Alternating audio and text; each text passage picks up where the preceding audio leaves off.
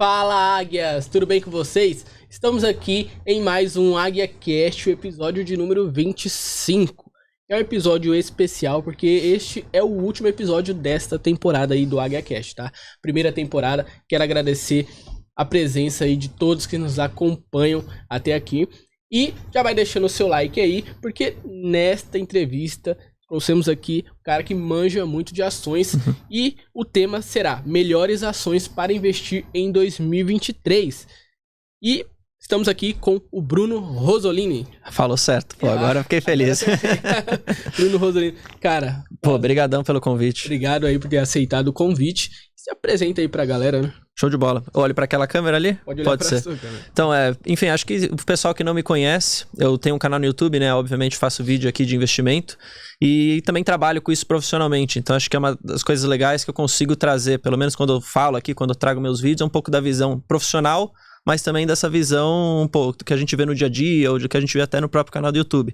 E acho que linkar essas duas coisas, né, conseguir falar tanto com alguém que às vezes é um gestor, às vezes é um analista super renomado, profissional, quanto alguém que está começando, é legal, né, de você transitar um pouco em todas essas áreas. E aí eu tento fazer um pouquinho disso no meu canal, falando só um pouquinho de mim, não sei se você quer que eu fale um pouco da minha trajetória assim, mas vontade, basicamente me formei em administração de empresa no INSPER, uma faculdade aqui no Brasil, aqui em São Paulo especialmente. Eu costumo dizer, né, que é a melhor faculdade de negócios do Brasil. Tem gente que discorda, obviamente, quem faz GV, quem faz Link, School of Business, quem faz, enfim, algumas outras faculdades vai discordar, mas eu tenho que puxar a sardinha um pouco pro meu lado. Fiz o INSPER e pô, quando eu tava lá, a gente tem muita aula de finanças, muita aula de macro.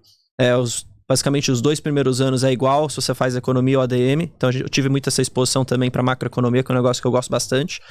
E aí, quando eu me formei, eu tinha que decidir por 2 caminhos. Ou trilhar um pouco da carreira mercado financeiro tradicional, que é o que todos meus amigos fazem, pô, que o meu pai fez, que a minha família inteira fez. Trabalhar em investment banking, trabalhar em asset, trabalhar com análise de ações. Ou eu podia fazer algo totalmente novo, que era trabalhar em startup. Empresas do zero, que ninguém nunca sabia o que existia. E aí eu decidi por esse caminho. Falei, cara, eu vou testar algo novo. Testar aqui startup, ver como é o dia a dia, como é esse desafio. Aí, enfim, passei por várias. E aí, no final, não tive como fugir. Vim pro mercado financeiro e acabei seguindo um pouco dessa carreira. E é basicamente isso que eu tô fazendo hoje. Com o meu canal e trabalhando profissionalmente na Genial também, que é o lugar que me acolheu ali, que eu gosto bastante. A gente já deve imaginar que a família torceu, né? Falando assim, eu avisei. Tradição. Pior que é. Meu pai sempre falava, pô, cara, faz entrevista aí nos bancos, tal, não sei o quê.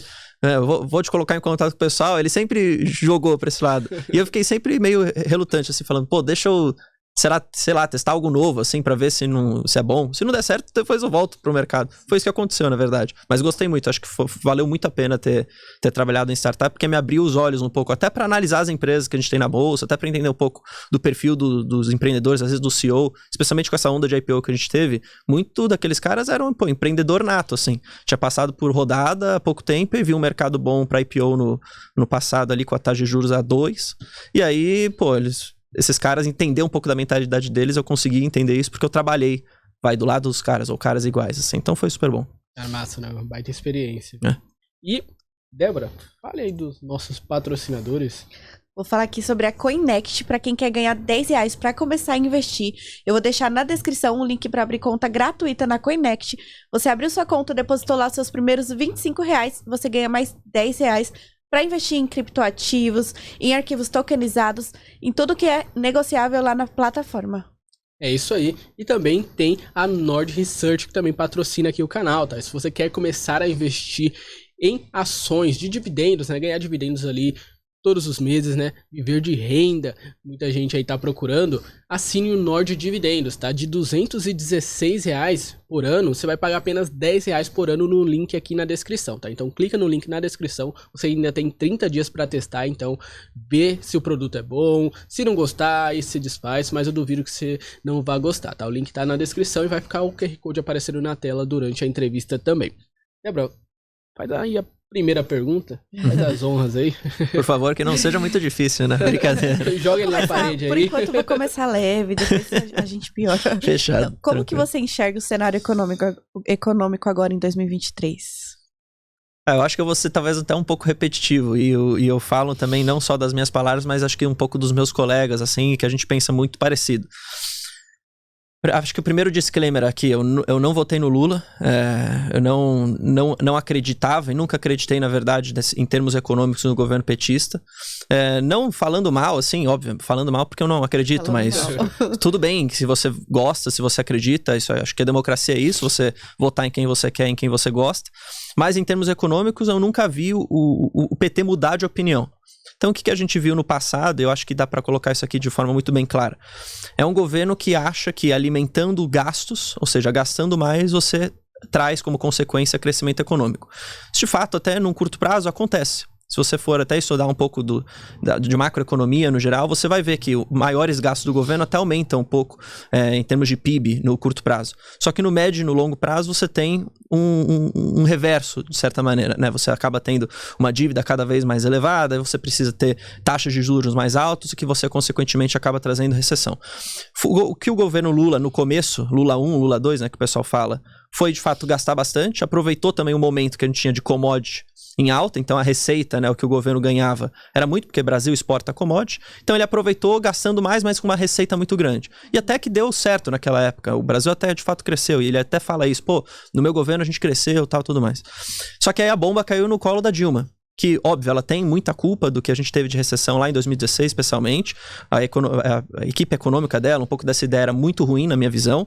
Só que muito também disso vinha dos gastos desenfreados que a gente via lá atrás, do Lula 1 e Lula 2, e que caiu, obviamente, no colo dela. Depois que a Dilma caiu, muito por conta de uma economia muito fragilizada, eu acho que o impeachment dela foi muito baseado nisso. Então a gente via uma sociedade inteira não gostando mais do que a economia estava passando. Que é uma economia abalada, vou colocar dessa palavra, tá? Aí Dilma saiu, veio o Temer com reformas excepcionais, na minha visão. Eu acho que, em termos econômicos, o Temer foi o melhor presidente da história do Brasil, em termos de reforma que ele conseguiu aprovar em tão pouco tempo. E eu tenho até uma teoria disso. Eu acho que ele conseguiu aprovar tudo isso, porque ele é muito estratégico, e 2, porque ele não foi eleito por ninguém. Então ele não tinha que prestar conta pra ninguém. Ele era vice da Dilma, ele tava nem aí com nada, não ia pegar a reeleição, então... Também não tinha não tava pensando... Não tinha pra onde ir, e falou, se for impopular isso daqui, eu entendo que é bom economicamente. Vai ser impopular, mas tô nem aí. Foi lá, aprovou, o Bolsonaro foi eleito, continuou um pouco com isso. E aí agora a gente teve o Lula ganhando a eleição. O que me parece, isso não era pra ser novidade pra ninguém. Tudo que ele falou na campanha, de fato ele tá fazendo. Que é um governo que gasta mais, que é um governo que é mais inchado e que é um governo que é contra a maioria das reformas que foi implementada no Brasil nesses últimos 6 anos, colocar dessa maneira. E aí, onde que mais está a briga hoje em dia do governo petista? É contra o Banco Central, contra o Roberto Campos Neto, que é o presidente do Banco Central, que tem autonomia, que foi aprovado isso lá atrás, ainda bem, na minha visão, e que hoje ele está brigando para que os juros no Brasil baixe na canetada.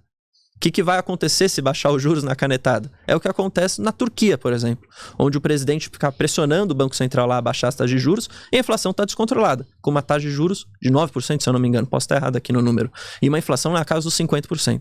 Então, acho que em termos econômicos, o que o governo Lula está fazendo, e isso é ruim na minha visão, é gastar mais sem ter uma contrapartida. Então a gente não tem até hoje, pelo menos no dia que a gente está gravando esse vídeo, o novo arcabouço fiscal. E na minha visão, o teto de gastos era o melhor arcabouço fiscal. Que era o que era para ter ficado, que foi aprovado.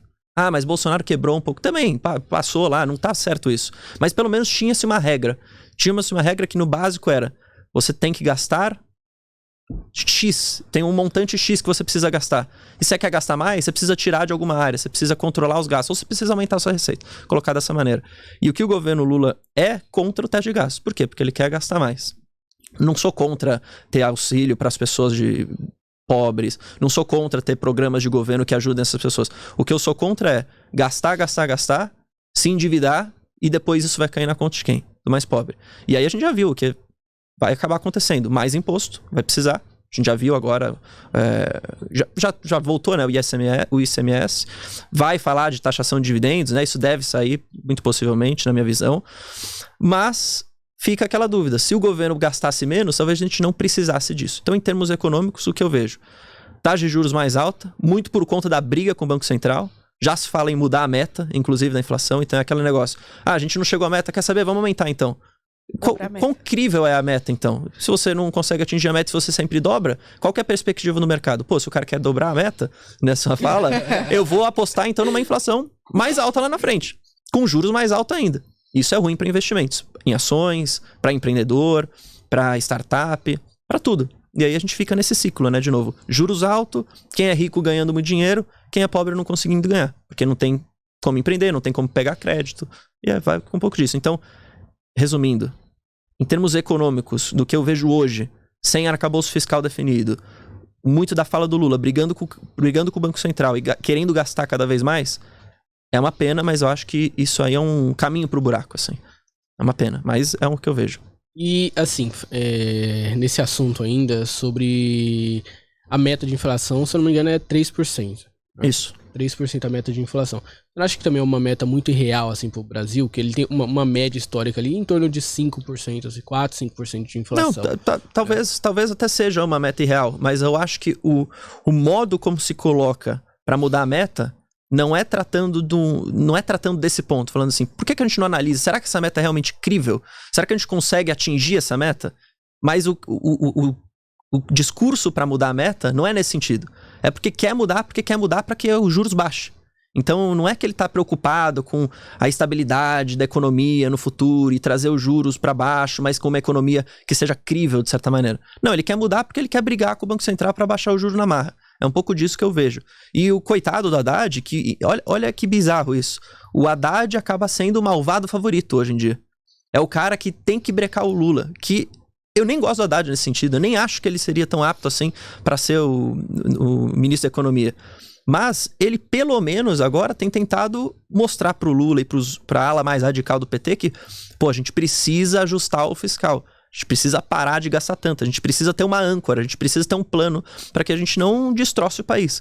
Então não é uma pena, mas ainda bem, né, que de certa maneira o Haddad entendeu isso um pouco e tá tentando mostrar pro Lula, mas a gente sabe, né, que o Lula é um cara que manda em tudo. Ele não tá nem aí que o Haddad pensa, ele que vai dar a canetada final. Então ele que vai ter que se convencer de que aquilo faz sentido ou não. Só que por um outro lado a gente tem até um congresso hoje que tá meio colocando um pouco de barreira no Lula. Então acho que esse cara que acha que tem todo o poder, em alguma hora ele vai quebrar a cara, assim, sabe? Falar, não é bem assim, sabe? Então, de certa forma, eu acho que a meta tem que aumentar mesmo, mas não do jeito que tá sendo feito, entendeu? Não da maneira que tá sendo imposta, entendeu? Sim, entendi. E o governo decide a meta no final do dia, né? A gente sabe, são 3 votos no Conselho Monetário Nacional. Um do presidente do Banco Central, que é o Roberto Campos Neto, que é autônomo, que é independente. O ministro do Planejamento e o ministro da Fazenda, que é o governo no final do dia. Os 2 ministros são do governo. Então o Lula ali decide. Então acho que essa guerra já tá ganha. Ele vai aumentar a meta, porque ele tem 2 votos ali. Só que o jeito que foi feito, eu não acho que foi interessante, entendeu? Sim. Você disse que na sua visão, é um caminho pro buraco. Como se proteger disso? Então, eu acho que agora, né, eu falei muito do ruim, agora eu quero tentar trazer um pouco do lado racional. Eu acho que se você ficar investindo sempre pensando no que vai acontecer no curto prazo, você não vai chegar em lugar nenhum. A não ser que você seja um profissional muito bem especializado, um cara, um macroeconomista que está ali no dia a dia acompanhando o mercado, um estrategista de ações que está no dia a dia, que consegue fazer essas movimentações da carteira de forma muito rápida. Se você é um cara que não acompanha muito isso, se você ficar girando a carteira, a sua rentabilidade, na minha visão, tende a 0. Então, o que eu acho que as pessoas devem fazer, especialmente se elas não conseguem acompanhar o mercado no dia a dia? Compre boas empresas e analise, parece básico isso, mas analise a empresa e como que ela vai se permanecer ao longo do tempo. E quando eu falo que ao longo do tempo, não é 1 ano, 2 anos, é 10 anos, é 20 anos. Então você analisando as empresas que têm vantagens competitivas muito bem claras, que a gente pode citar várias, você pega uma Klabin, você pega até uma Taesa, você pega um Transição Paulista, que são empresas que o pessoal gosta bastante, que são de setores bem perenes nesse sentido. Independente do momento, do governo 1, governo X, governo Y, essas são empresas que atravessam isso com menos dificuldade. Óbvio que um político pode, no curto prazo, abalar os resultados, como fez a Dilma com a MP 579, se eu não me engano, que atingiu as empresas de energia e as empresas, enfim, perderam muito valor, como fez o governo Dilma com a Petrobras, que, enfim, acabou, enfim, por basicamente interferir na empresa inteira e trazer uma dívida absurda, mínima histórica em cotação. Só que quando você olha para uma carteira de investimentos de longo prazo e você consegue analisar os pedaços micro dela, você acaba às vezes tomando até boas decisões de comprar em momentos abalados como esse. Então é um pouco o que eu tô fazendo, assim. Eu entendo que no curto prazo, eu digo curto prazo 1, 2, 3 anos, para mim isso é curto prazo, o resultado pode vir pior, mas eu entendo que essas empresas conseguem atravessar esses problemas, sabe? Outras não, outras podem até ir à falência, por exemplo. E aí por isso que eu fico fora. Então acho que entender a empresa é melhor do que você entender o cenário macro. Quais seriam essas outras que você fica fora? Não, você pode ver, por exemplo, empresas que são muito alavancadas, ou seja, tem dívida muito alta. Empresas, setores que são muito abalados pela macroeconomia, pela economia. Então, eu posso pegar, pega o varejo como um todo, até empresas de tecnologia. A maioria das empresas nesses setores, elas são muito alavancadas, ou seja, elas não geram caixa nenhum, elas precisam ter muita dívida, elas precisam contrair dívida, né, para manter as suas operações rodando, para crescer. Só que o problema é, uma coisa é você contrair dívida a 2% de Selic. Outra coisa é você contrair dívida a 3,75 com um cenário totalmente catastrófico e até processo a crédito. Depois que a gente teve em Americanas, depois que a gente teve agora nos bancos de forma mundial. Então o cenário de crédito está pior e outra, taxa de juros está muito alta. Como essas empresas, elas também dependem das suas vendas, uma economia decente, eu colocar assim nessa palavra, ou seja, em pleno crescimento, o que não temos hoje, as pessoas não querem gastar dinheiro, elas estão deixando o dinheiro parado. Pô, você deixa parado, rende mais de 1% ao mês. Quem que vai ficar consumindo? Ninguém. A economia vai retrair. Então essas empresas não estão gerando receita, estão com uma dívida muito alta. Qual que vai ser a solução disso? Ou tentar emitir cada vez mais dívida, prolongar os prazos, ou fazer um aumento de capital na bolsa, o que também não está atrativo, né? Porque você vai fazer um valuation muito baixo. E às vezes você pode nem ter tanta gente assim querendo, de certa maneira, participar. Ou você vai acabar entrando numa recuperação judicial, como a gente foi vendo com várias empresas. Então não é que são empresas ruins. Não são. Mas são empresas que, na minha visão, como eu quero ter uma carteira de longuíssimo prazo e uma carteira que lá no fundo, né, vai me gerar renda, eu pretendo não ter essas empresas, porque é muita dor de cabeça, de certa maneira, para eu acompanhar no dia a dia. Então eu prefiro ter essas empresas mais perenes, que vão atravessar por todos os cenários, também vão ser ruins os resultados no curto prazo. Claro, ninguém é blindado de nada, mas que eu vejo, né, não tem essa perspectiva de a falência assim, igual uma empresa de tecnologia ou igual uma empresa do varejo, assim. O risco é menor. né? O risco é menor nessas empresas mais perenes e maior nessas empresas de varejo e tecnologia. Mas não que sejam empresas ruins, tá? De novo, só o momento talvez não seja o ideal e eu prefiro ficar fora por isso. BOs, né? As tempestades que elas estão enfrentando e vão enfrentar são muito gigantes, né? Exato, exatamente. A Marisa também, né? Tá quase aí entrando em recuperação judicial. A Magazine Luiza, ela é mais estável, né? Mas Via Varejo também tá indo pro mesmo caminho. Então, realmente, Melios, todas essas... Exato. E, de novo, não é que o modelo de negócio é ruim, pelo contrário. Por exemplo, eu gosto muito do modelo de negócio do Melios, para ser bem sincero. Quando eles fizeram o IPO, eu gostei muito do que eles tinham de visão para a empresa. Então, se começa com uma empresa de cashback, atrai bastante cliente, cria-se ali um sistema robusto, integrado de shopping para as pessoas. Então, elas vão encontrar os produtos, mas elas vão ter acesso a produtos financeiros também. Empréstimo, cartão, adiantamento de parcela, enfim. Você tem todo um ecossistema que uma vez que o cara tá plugado ali, de certa maneira, ele não precisa mais sair.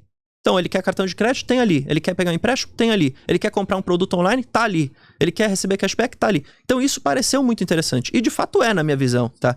O problema é que acho que até a empresa não esperava que a gente fosse sair de um cenário de Selic a 2 para um cenário de Selic a 14. Vamos colocar 14. Vamos arredondar aqui. Ou até, às vezes, maior. Na própria Genial, a gente tem a previsão de, inclusive, aumentar a taxa Selic lá dentro, pelos economistas lá, né? Então, acho que o que fica parecendo? É uma empresa que precisava crescer muito, e de fato eles fizeram isso, só que agora bate na porta uma economia totalmente não a favor do que a empresa precisa. Inflação mais alta, então as pessoas consomem menos, tem menos renda disponível. Taxa de juros mais alta, também menos acesso a crédito, as pessoas consomem menos também, deixam o dinheiro mais parado. E outra, empresa alavancada sem gerar caixa. A empresa fala, né, que vai passar por isso, que, isso estava nos planos, que ela tem caixa suficiente, que a posição é confortável. E, de fato, eu não acho que ela vá à falência nem nada do tipo, pelo menos não agora, tá? Não tenho a previsão do futuro. Mas foi uma empresa que, você viu, as cotações saíram de 12 para 90 centavos. E isso é muito reflexo disso. Em termos operacionais, a empresa está crescendo. Mas o mercado fica longe mesmo, porque, de novo, você vai preferir o que nesse momento? Uma transmissora de energia com tarifa reajustada a índice inflacionário, ou Melios que não gera caixa. As pessoas vão, obviamente, vender Melios e ir para as outras empresas. Ou até sair, né? Ir para renda fixa, como é um pouco do que tem feito. Né? Das empresas de energia se pagam muito bem. Exato, exatamente. E aí eu vejo um pouco disso na minha carteira. Eu tento separar, né? O que é crescimento e o que é renda passiva. Então eu tinha até algumas posições, a maioria disso é nos Estados Unidos, dessa parte de crescimento, mas até no Brasil eu tinha um pouco dessas posições. Então Melius era uma empresa que eu acreditava muito nessa questão de crescimento. VEG é uma das empresas que eu tenho bastante, apesar de ser bem diferente de Melius, não tem nada a ver. O que mais que eu tenho? Eu até tinha uma posiçãozinha em CVC também muito tática para tentar trazer um pouco dessa virada de pandemia para reabertura, o que eu aproveitei bastante lá atrás. Mas assim, é muito pouco do meu patrimônio. A maioria dele está nessas ações mais perenes de longo prazo. E aí esse curto prazo, de certa maneira, é mais para eu tentar... Não é nem fazer trade, não é essa a palavra, mas é mais para eu ver a valorização de capital acontecer, vender depois e usar esse dinheiro para comprar mais ações de segmentos perenes. É um pouco da minha estratégia. Pena que agora não dá pra vender Melius, né? Porque tô num prejuízo absurdo. Tá em quanto, assim, de prejuízo, assim? Deve estar uns 70% negativo. Caramba. Assim como a maioria das empresas de tecnologia. Eu tenho a NVIDIA lá fora também, que é uma empresa que eu gosto bastante. A NVIDIA, chegou a cair 70% também, desde que começou o Fed a aumentar juros lá fora. De novo, elas são opostamente proporcionais à taxa de juros. Se aumenta a taxa de juros, as empresas de tecnologia de valuation longo, elas vão cair mesmo. Normal. O que a gente precisa entender é se o business está sendo afetado. E se a empresa tem a perspectiva de ir à falência ou não. Então, eu não me desfiz de Melius, não vou me desfazer, porque eu não acho que a empresa está prestes a ir a uma recuperação judicial ou ir à falência. Não acho que isso vai acontecer, mas não é um cenário bom. De fato, não é um cenário bom e deve ficar aí até a gente resolver essa questão de, primeiro, governo, juros e controle de inflação. E assim, por conta de todos esses cenários, né?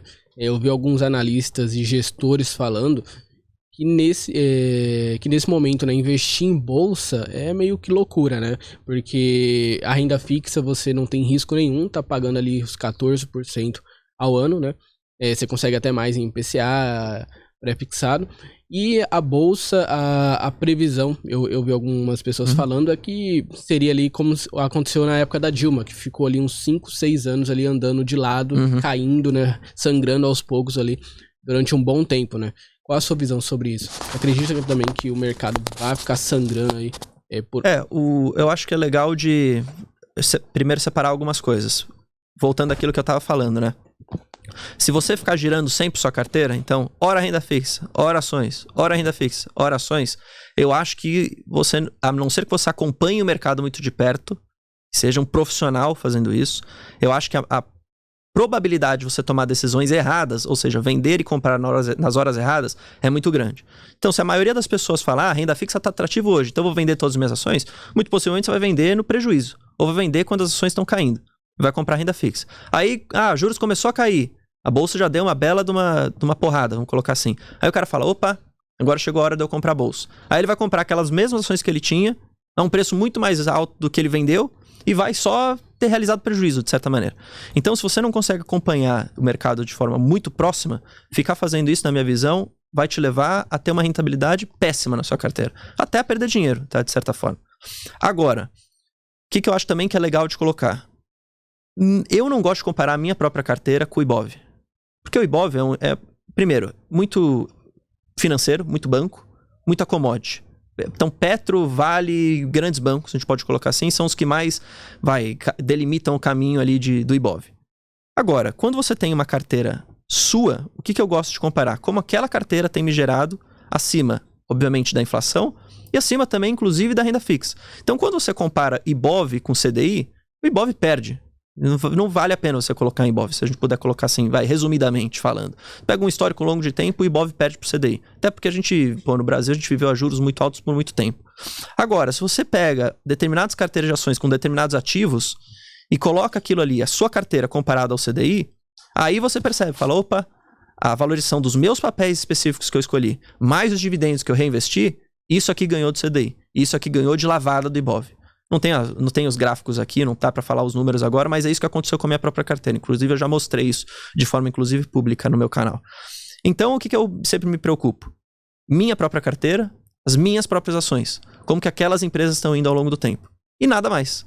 Óbvio que eu entendo o que está acontecendo com o macro, óbvio que eu entendo o que está acontecendo com tudo isso que eu já falei aqui desde o começo. Mas é isso que vai fazer eu vender todas as minhas posições ou comprar todas as posições? Não. Não é isso. E na maioria das vezes, um cenário macro mais abalado, que é o que a gente está vivendo agora, até abre margem de segurança para eu comprar mais ações. Então, as épocas que eu mais compro são épocas como essa, onde a gente tem taxas de juros mais altas, a bolsa sofrendo, todo mundo querendo sair de renda variável, né, de ativos de risco, é onde eu estou comprando. E aí depois eu colho isso no longo prazo em forma de dividendo, em forma de valorização. Ah, mas Bruno, e no curto prazo? Você vai perder, pô, você poderia ter deixado na renda fixa. Poderia, mas não é minha estratégia. Minha estratégia é ter uma ação, uma carteira de ações que daqui a 45 anos, quando eu me aposentar, eu vou ter ali dinheiro suficiente para viver só daquilo, entendeu? Poderia ter deixado na renda fixa? Poderia. Mas, de novo, também é um pouco de ciclo de competência. Eu sempre analisei ações, eu trabalho com isso, e sempre fiz isso, sempre gostei. E eu tenho mais, apetite, mais conhecimento para analisar ações do que, às vezes, títulos de renda fixa ou decidir alocar ali em ativos de renda fixa. É um pouco do ciclo de competência também. Não posso querer fazer tudo porque eu não sei de tudo, né? Então, eu acho que o vencedor é isso. Focar no longo prazo, entender o que está acontecendo no macro, mas usar isso como uma oportunidade para você comprar boas empresas a bons preços. Legal, interessante. Voltando um pouquinho ainda para a parte do governo, eu fiquei com uma dúvida. Qual que seria o risco se o governo emprestar o nosso dinheiro para países como a Venezuela? O risco é risco de calote. Basicamente, os países não pagarem. Se eu não me engano, a gente já fez diversos empréstimos para países aqui da América Latina. Não sei ao certo a quantia e quanto que foi. Venezuela, inclusive, acho que era um deles. Cuba também era um deles. E que mais? Se eu não me engano, Bolívia, Argentina. Enfim, a gente já emprestou dinheiro para muita gente. E uma coisa, não tem problema você emprestar dinheiro para os outros países, não tem problema você fazer esse tipo de operação. O problema é você, enquanto você tem uma infraestrutura, de certa maneira, fragilizada no país, você emprestar dinheiro para outros países que tem um risco de calote muito alto. E que a gente leva a calote e fica por isso mesmo. Então, no final do dia, é o dinheiro do contribuinte brasileiro que vai para outro país e que a gente não é pago de volta. Se a gente fosse pago de volta, beleza. Sucesso de operação. A gente emprestou, cobrou juros, aquilo foi pago de volta e a gente ganhou dinheiro. O problema é que isso não tem acontecido. E outra, eu acho que a gente tem que ter um pouquinho também de noção e um pouco do governo de olhar primeiro para dentro do país.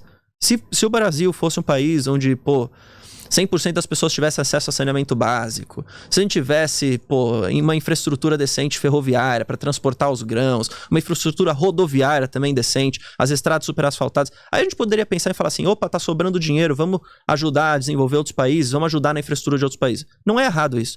O problema é que parece que a gente empresta para outros países. E até óbvio, né? Aqui se tiver um cara mais técnico vai falar, Bruno, mas não é bem assim, tem uma regra assim, assim, assado. Mas no geral, parece que a gente empresta nosso dinheiro para outros países, até para construir infraestrutura lá, quando a gente não tem infraestrutura aqui. E quando o cidadão brasileiro, que é quem paga por isso, tá sofrendo, de certa maneira.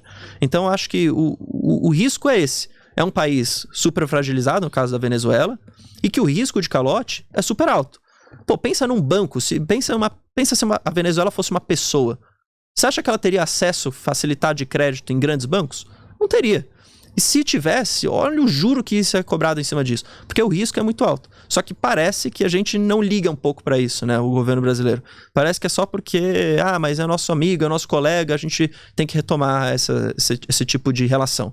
Que eu não acho que faz sentido. De novo, porque a gente ainda tem muito para investir aqui dentro. Mas, de novo, não é errado emprestar para os outros países, se tivesse tudo certo aqui. Com certeza. Imagina você emprestar. Agora, só se colocando assim na posição sem ser governo. Você sabe que seu amigo nunca vai te pagar, provavelmente dificilmente vai te pagar e ele te pede 1.000, 2.000, 3.000 reais emprestado. Só uma suposição. Exato. Você vai emprestar o dinheiro sabendo que você nunca mais vai ver na vida? Ou pior, você já emprestou, prestei pra ele 1.000 reais. Não me pagou. Ele não me pagou. Ele falou que não vai pagar, que ele não tem como pagar, ou me enrolou. E aí, depois de 3 anos, ele, me empresta mais 1.000 aí? Beleza, toma aí. Parece que é isso, sabe? Parece que é isso. Enquanto, eu, por exemplo, em vez de emprestar pra minha mãe, que, ia me pagar e que tá precisando, eu emprestei pra ele, entendeu? Faz um pouco dessa comparação. E aí, de novo, é uma pena, porque o dinheiro é escasso, o dinheiro não é infinito. E se você empresta pros outros, vai faltar pra cá. Exatamente. Cara, você falou assim que tem boas ações, né? E é o que você tá fazendo nesse momento, né? Principalmente no momento de baixa, no momento que você tá comprando. Concordo com a sua visão. Acredito que se você ficar nesse giro constante de carteira, Aí você vai ficar sempre vendendo quando tiver embaixo e comprando o que tá mais caro, né? Hoje a renda fixa tá mais cara, né? E aí você faz isso. E aí depois a renda fixa cai, e aí você vende na baixa e compra ações que já estão mais caras. Exato. Então você acaba girando o patrimônio e isso já foi comprovado aí por diversos estudos, né? E faz você perder dinheiro. Então falando de ações hoje, na sua visão, que são boas, né? Que estão baratas assim. Qual que você falaria aí? Umas 3 assim para estudo? Boa. Eu, antes, só pegando um gancho, tem até um estudo, eu não me lembro o nome agora, mas se eu lembrar depois eu te mando para você colocar pro pessoal. Ele pegava, num histórico grande de tempo, performance de grandes fundos de investimento. 1000%, 2000%, fundos bons. E aí você pegava a performance dos cotistas daquele fundo. E você via que a grande parte dos cotistas não acompanhava essa rentabilidade. E às vezes até saía no prejuízo. Por quê? Porque era o cara que ficava no efeito manada. Ah, a bolsa agora não tá interessante. Vou vender, vou pedir resgate. Aí sai quando o fundo dá balada, as cotas mais baixas. E aí vai lá e compra renda fixa. Aí quando o fundo começa a performar de novo, porque a bolsa começa a ir bem, opa, agora chegou a minha hora de comprar. Vou lá e compro. Então, se você pega a performance do fundo inteiro versus a performance de alguns cotistas, você vê que aqueles caras que ficavam sempre vendendo, porque seguiam a manada, não tinham rentabilidade nenhuma. Então, de novo, você quer investir em renda variável, saiba que varia. E 2, saiba que o resultado de curto prazo não existe. Não existe. Esquece isso de, mas um trader que eu conheço tal. É um cara que conseguiu, em milhares, que perderam dinheiro. É um cara que conseguiu fazer um negócio que deu certo. Ou às vezes até vendeu um produto e ganhou dinheiro por conta disso. Então o que eu costumo falar é, assine boas casas, leia relatórios de bons analistas que têm essa visão fundamentalista de que, olha, empresas são negócios passam por problemas, passam por momentos bons. Mas se você acompanhar aquilo e acreditar, você ganha dinheiro no futuro. No futuro, daqui anos. E não daqui um dia, daqui 2 semanas. Então acho que o que mais a gente vê é de gente querendo dinheiro rápido e depois indo à falência, até perdendo dinheiro, entrando em depressão. Isso acontece mesmo. Tem muitos casos de pessoas que entram em depressão, porque perderam tudo e acharam que iam ganhar. Cai em golpe, e aí começa a ficar desesperado, dá golpe nos outros. Então isso aqui é um problema.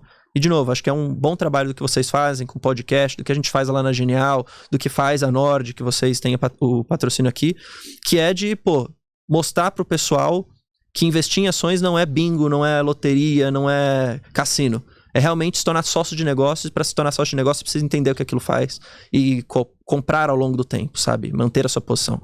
E aí, falando dessas 3 empresas que você mencionou, acho que eu posso falar um pouco das 3 principais empresas da minha carteira hoje focada em renda, né? Que é a maior parte do meu patrimônio no Brasil. Acho que a primeira delas, que eu acho que, especialmente no dia de hoje que eu tô gravando, eu até posso ver aqui o quanto tá custando, inclusive, que é a Klabin. Klabin 4, que é a ação que eu compro, tá 3,60 no dia de hoje, caindo 2%, basicamente, no dia de hoje. De acordo com todos os meus cálculos, meu próprio modelo, e de novo é o meu, os analistas podem discordar, abaixo de R$4, Klabin é uma compra muito certa, assim. É onde você está comprando uma baita de uma empresa de forma muito descontada. E eu até costumo brincar com o pessoal que me acompanha. Abaixo de 4 dá para você comprar, mas se for abaixo de 3,70, aqui você fecha o olho e coloca um aporte super forte na empresa. Porque eu acho que tá muito descontado. E aí até algumas pessoas falaram assim, Bruno, mas você tá falando errado. Porque o ano de 2023 para a Klabin não vai ser um ano bom. Vai ter pressão de custo, pressão do preço de celulose, o preço não vai ser tão bom, ou seja, a receita da empresa talvez não seja tão boa assim. E você tem uma empresa que está, de certa forma, alavancada hoje, que de fato ela tá passando ainda por um ciclo de investimento na Puma 2, que é a unidade fabril com as máquinas. E aí eu falo, você tá correto. De fato, 2023 não vai ser um ano tão excepcional para a Klabin assim. E as ações até podem ficar de lado, podem ficar 3,60 mesmo, que é o que tá. Podem até ir mais para baixo, 3,20. Agora, quando você olha para o que Klabin constrói e irá construir no futuro, daqui a 10, daqui a 15, daqui a 20 anos, eu entendo que é uma baita de uma oportunidade você comprar hoje. Ao invés de esperar a gente ter um ciclo favorável para isso e a ação subir. Ir para 4,50, ir para R$5, ir para 6, como já foi no passado. Então, de novo, é uma empresa que, tem muita vantagem competitiva, e aqui a gente pode citar algumas. Primeiro, ela é muito verticalizada. Então, a gente pode colocar que ela tem controle da cadeia inteira onde ela atua. Desde a plantação das árvores, da terra que é dela, até o produto final, onde ela faz, fabrica, exporta e vende. Então, tudo isso é controle da empresa. Isso traz vantagem competitiva. É uma empresa que é muito grande, já, das maiores do setor. Se eu não me engano, pau a pau com Suzano. Não sei qual que é a maior agora em termos de número, mas muito pau a pau com Suzano. Por a empresa ser grande, ela tem muita economia de escala também. Então isso faz com que a empresa consiga vender cada vez mais, com mais eficiência, né? Com custos menores, trazendo mais margem no futuro. Margem, seja margem líquida, gerando lucro, seja margem operacional, margem EBIT, margem EBITDA. Geração de caixa também. Pô, uma empresa que tem controle de custo, num mercado que tem pleno crescimento, que é um mercado não só de celulose, mas também todos os produtos que a Klabin faz, papelão, embalagem, papel, tudo isso tá, fralda, agora com a fibra curta, se eu não me engano, de celulose e fibra curta, que agora me foge um pouco o nome técnico, mas você faz fralda, você faz esses produtos, papel higiênico. Pô, isso daí, bicho, não é substituível por nada, de certa maneira, você coloca assim. Então isso é muito perene nesse sentido, tá? E é um mercado em plena expansão. Então quando eu vejo uma empresa descontada, no mercado em plena expansão, e mais do que isso, uma empresa de dono, onde a gente vê que o controlador também está, de certa maneira, ali dentro da empresa e com a pele em risco, pô, o que isso me leva a pensar? Eu vou comprar uma boa empresa que vai ter cada vez mais receita, gerando cada vez mais caixa, melhorando a sua alavancagem, porque a geração de caixa vai ser tão robusta e o ciclo de investimento vai passar, vai acabar, que ela vai gerar tanto caixa que a alavancagem vai diminuir e vai chegar um momento que ela vai falar, opa, chegou a hora de eu distribuir cada vez mais dividendo. E aí vai começar a distribuir isso pra gente. E ela não distribui pouco dividendo hoje. De certa forma, pô, ela distribui 20%, 25% do EBITDA, do EBITDA ajustado dela. Que é basicamente, a geração de caixa. Isso dá, em 2023 vai dar mais ou menos um 7% de yield, 7% de dividend yield. Não é ruim, 7% de dividend yield. A gente tem um bom histórico também de pagamento. Tem um bom histórico, até porque o controlador ele tem o total interesse em receber o dividendo também, que é mais uma remuneração para ele, para o bolso dele. Então, de novo, comprar uma boa empresa a preços baratos, que tem uma perspectiva interessante de crescer no futuro. E que é líder no seu setor, que tem muita vantagem competitiva. Então não é de uma hora para outra que vai chegar um outro cara e falar assim, opa, vou começar a fazer o que Klabin faz. Pô, pra alguém conseguir fazer o que Klabin faz, vai levar anos. Anos e anos. É diferente, às vezes, você pensar num varejo, ou de você pensar numa empresa de tecnologia como a Melius, de cashback. Pô, isso aí pode chegar e alguém fazer, de forma muito mais rápida do que alguém fazer o que Klabin faz. Então essa é uma das maiores posições que eu tenho. Eu acredito ser a mais barata hoje para comprar, na minha visão. 2, uma empresa que eu gosto bastante também é a Taesa, a gente falou até aqui. Parece senso comum, todo mundo gosta de Taesa, mas é porque não tem segredo, de fato. É uma boa empresa, num setor muito previsível, que é o setor de transição de energia, segmento, né, de transição de energia. Então, só para o pessoal entender, você tem 3 vertentes no setor de energia: geração, transmissão e distribuição. Onde que é o que tem mais risco, na minha visão? Distribuição. Por quê? Você está lidando, no final, com cliente pessoa física. Então, você está lidando com um segmento onde é fragilizado também em questão de economia. Então, pô, se a economia começa a ir mal, vai ter muito mais gente que não vai pagar. As pessoas, às vezes, vão até fazer gato, vão roubar energia, que é o que acontece. Veja o caso da Light no Rio de Janeiro. E é um segmento que você precisa de muito capital. É CAPEX intensivo. Ou seja, você sempre precisa ficar investindo ali para manter aquilo rodando. Então, seja fiação nova, seja a própria Light no Rio de Janeiro com as caixas blindadas que custam uma baita de uma grana, porque o pessoal rouba muito. Então, o capital é muito intensivo. Isso mostra que não vai ter tanto dinheiro assim para distribuir via dividendo. Então, por isso que eu não gosto tanto de distribuição. Agora, o mais seguro entre eles seria a transição. Porque você vai conectando as duas pontas e você ali, via leilão, você consegue uma concessão de 30 anos, 35 anos. Concessão essa que você já sabe quanto você vai gerar de receita. E mais do que isso, aquela sua tarifa vai ser reajustada por inflação. Sendo reajustado por inflação, à medida que você distribui dividendo, aquele dividendo é real. Então você está recebendo um dinheiro que já foi repassado à inflação. Então, eu quero me proteger de inflação, ao invés de eu ter só Tesouro e IPCA na minha carteira, eu tenho transmissora de energia, que me paga dividendo que foi reajustado por inflação. E aí, falando das geradoras, que também eu acho que é muito bom, os bons projetos, as boas geradoras, especialmente agora, tem 2, que eu acho que, uma na verdade, que eu mais gosto, que é a Engie. A gente até tem um cenário agora de muita chuva, o preço de energia vai cair, já caiu na verdade. E aí o que a Engie fez de forma muito estratégica? Ela se contratou basicamente 100% do seu portfólio antes dessa queda dos preços de energia. Então os preços que foram contratados foram preços mais altos dos que são praticados hoje. Energia. Então aquele contrato vou colocar aqui números hipotéticos, 100 e hoje está 50. Ela fechou o contrato a 100. Então ao longo do tempo ela vai rodar ganhando a 100, em vez de 50, que é o preço que a gente está hoje. E aí o que isso vai permitir também? Uma empresa gerando mais caixa e depois distribuindo mais dividendo. Não é à toa que yield de Engie para 2023, minha previsão, De novo, a minha. Posso estar errado e o pessoal pode não discordar. Pô, eu chuto mais ou menos 9, 9,5%, quase 10% de yield nas cotações atuais. Então, de novo, é uma boa pagadora de dividendo, uma empresa de projeto, uma empresa futurista nesse sentido. Boa executora. Então, é uma empresa que eu gosto bastante. E uma outra que eu acho que pode citar aí do segmento bancário, né, segmento financeiro, e aqui até polêmico também, de certa forma, é Banco do Brasil. Banco do Brasil é negócio. Ele ia falar Bradesco. Não, Bradesco não tenho. Eu tenho até uma posição, mas eu não aporto mais há bastante tempo, porque, de novo, eu tenho a preferência pro Banco do Brasil. E aí, até um pouco da minha história. Quando eu comecei meu canal no YouTube, eu já investia há mais tempo, mas quando eu comecei meu canal no YouTube, eu não investi em Banco do Brasil. Eu não gostava. Não gostava de investir em Banco do Brasil. E aí, o pessoal que me acompanha no YouTube sempre falava, pô, dá uma estudada a mais, vê se não vale a pena. E eu ficava lá lendo e relendo, e vendo os balanços, vendo a divulgação de resultado. E aí, comecei a ver o banco melhorar, mas sempre fiquei com aquela questão na cabeça. Pô, mas é um banco estatal, tem interferência política. Até que ponto isso não pode prejudicar a rentabilidade das ações? Como já foi feito no passado, com o programa Bom para Todos, lá atrás do Banco do Brasil, que levou o ROI do banco a 10%, 8%. Um ROI medíocre, de certa forma, tá? E aí eu fiquei sempre com isso na cabeça. Pô, será que isso não vai acontecer de novo? E aí eu comecei a falar, cara, deixa eu deixar o meu emocional de lado e deixa eu fazer o racional. Deixa eu fazer as minhas próprias projeções aqui. Então deixa eu precificar catástrofe de Banco do Brasil no governo Lula, de certa forma, nesses próximos 4 anos. E aí eu fui lá e comecei a fazer as projeções de lucro com queda após de queda. Então, no primeiro ano eu tinha feito 20% de queda, aí depois eu ajustei um pouco das premissas, deu 15 e pouquinho de queda no lucro, né, na linha final da DRE. E aí eu fui vendo aquilo, peguei um payout, inclusive lá do governo Dilma, cerca de 30%, que já não é 30%, é 40%, foi aprovado agora em 2023, já pré-aprovado 40%, e vi quanto que ela ia dar de dividendo. E aí fiz o cálculo do meu preço teto, que é o preço limite que eu pago. E aí tinha dado R$36.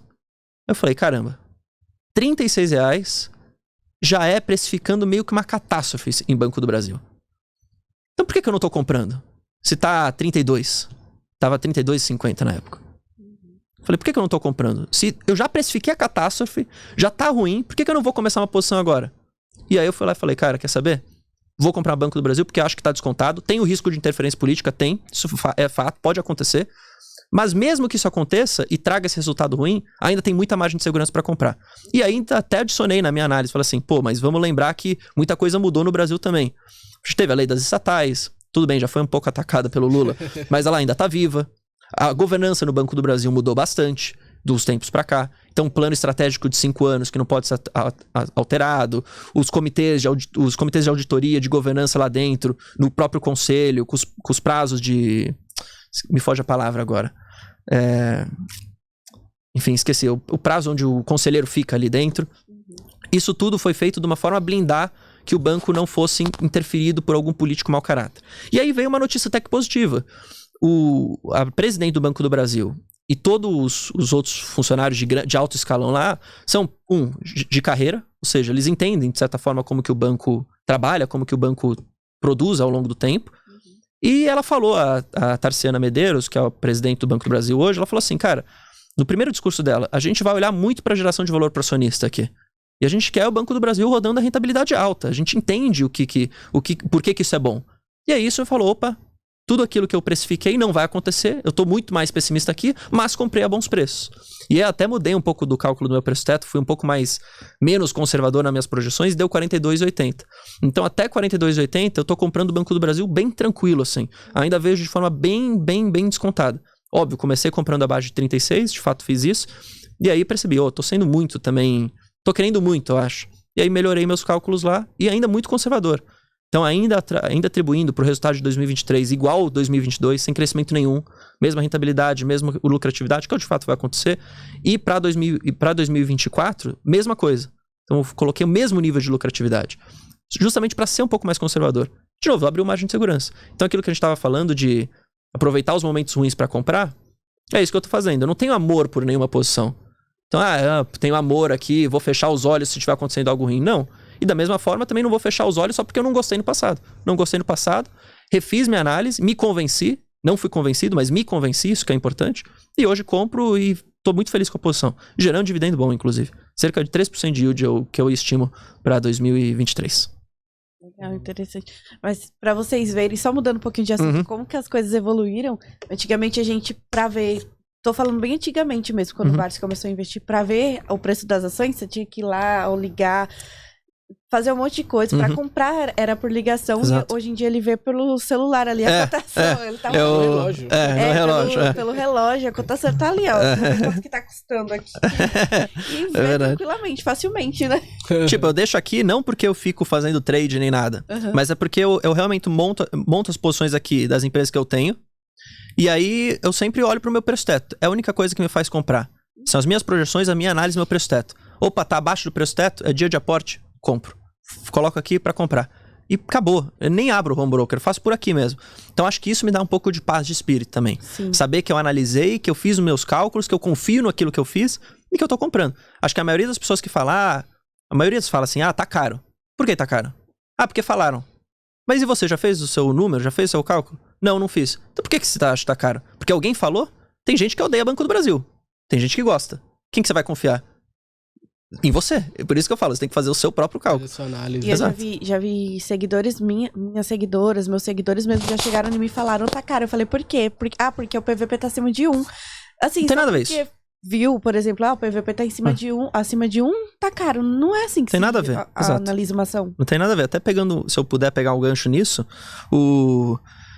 muitas ações às vezes são negociadas abaixo do valor patrimonial, ou porque elas precisam ser negociadas, porque são negócios ruins, ou porque tem um risco muito grande precificado, ou porque é uma oportunidade.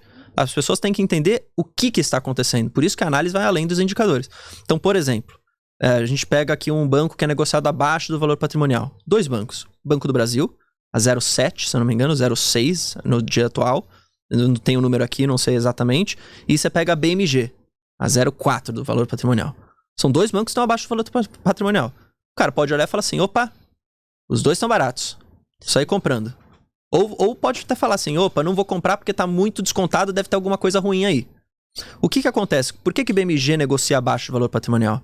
Porque o seu ROI, ou seja, a rentabilidade que ele roda, é abaixo do valor de custo de capital da empresa. Então não faz sentido nenhum. O que ele rentabiliza é abaixo do custo de capital. Por isso que ele roda descontado. O mercado penaliza. Por que Banco do Brasil roda isso? É porque a rentabilidade é ruim? Não. É porque o resultado tá ruim? Não. É por quê? Porque existe um risco político que o mercado precifica. Agora, em questão de resultado, qual que tá melhor? É BMG ou é Banco do Brasil? Banco do Brasil. Se o cara olha para essa ótica de só preço, valor patrimonial, ele pode, às vezes, tomar uma decisão errada. De falar assim, ou eu vou comprar os 2, ou eu vou comprar BMG, que está mais barato, mais descontado do que Banco do Brasil. Sempre tem uma rentabilidade muito pior. E isso não é perene pro longo prazo, na minha visão.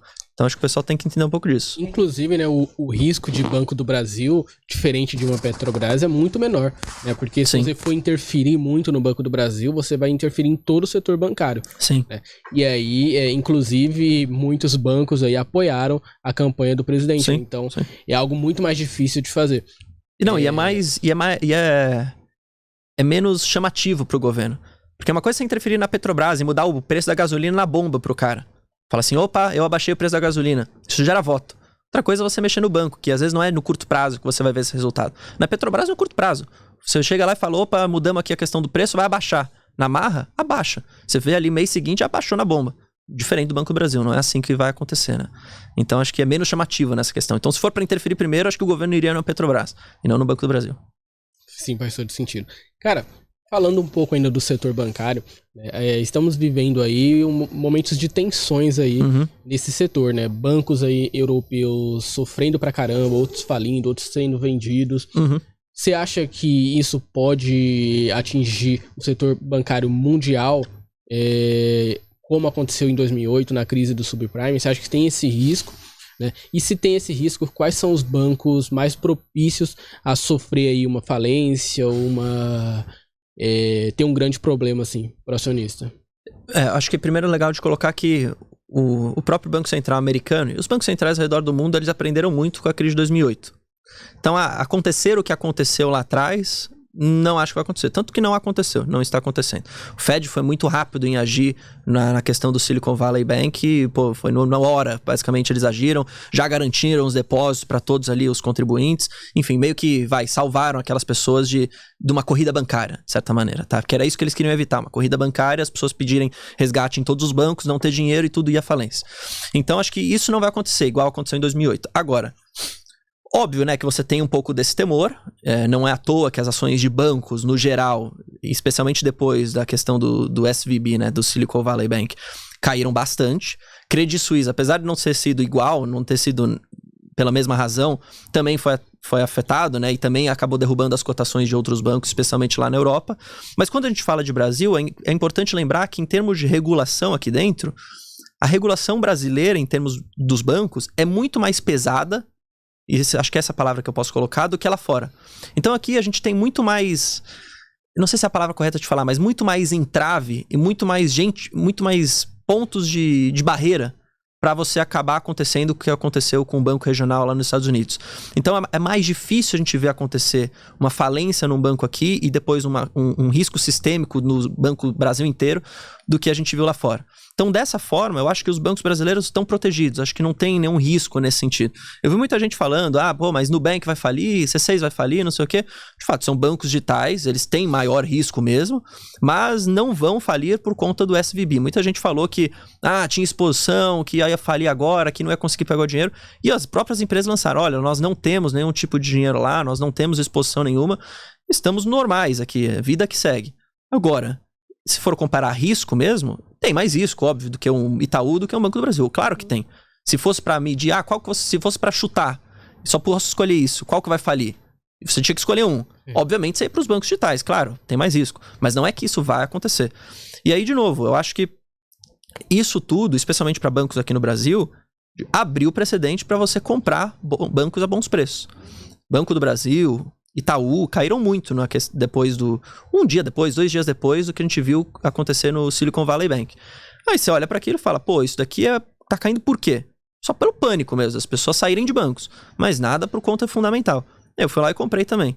Então acho que você ter muito bem claro a sua tese de investimento e os seus cálculos te ajuda a aproveitar essas oportunidades.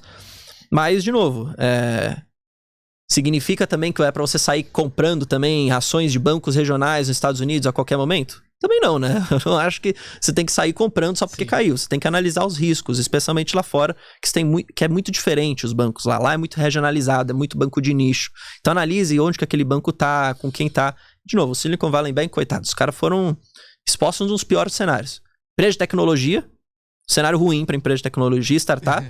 E mais ainda, juros subindo pra caramba. E aí é aquela máxima, a taxa de juros sobe e o preço dos títulos cai. Só que nos Estados Unidos, você não existia a marcação no balanço dos títulos que tinham aqueles bancos. Então, era como se não aparecesse quanto que aquele banco tá perdendo de dinheiro naquele determinado título. Então, sei lá, ele pagou 10, e aí, a taxa subiu, o preço caiu, e agora tá valendo 2. Sei lá, tô chutando números aqui só pro pessoal entender. Não aparecia isso. Então, era como se as pessoas não soubessem. O Fed sabia, obviamente o banco sabia, mas é como se as pessoas não soubessem que aquele banco tivesse tanto prejuízo naqueles títulos.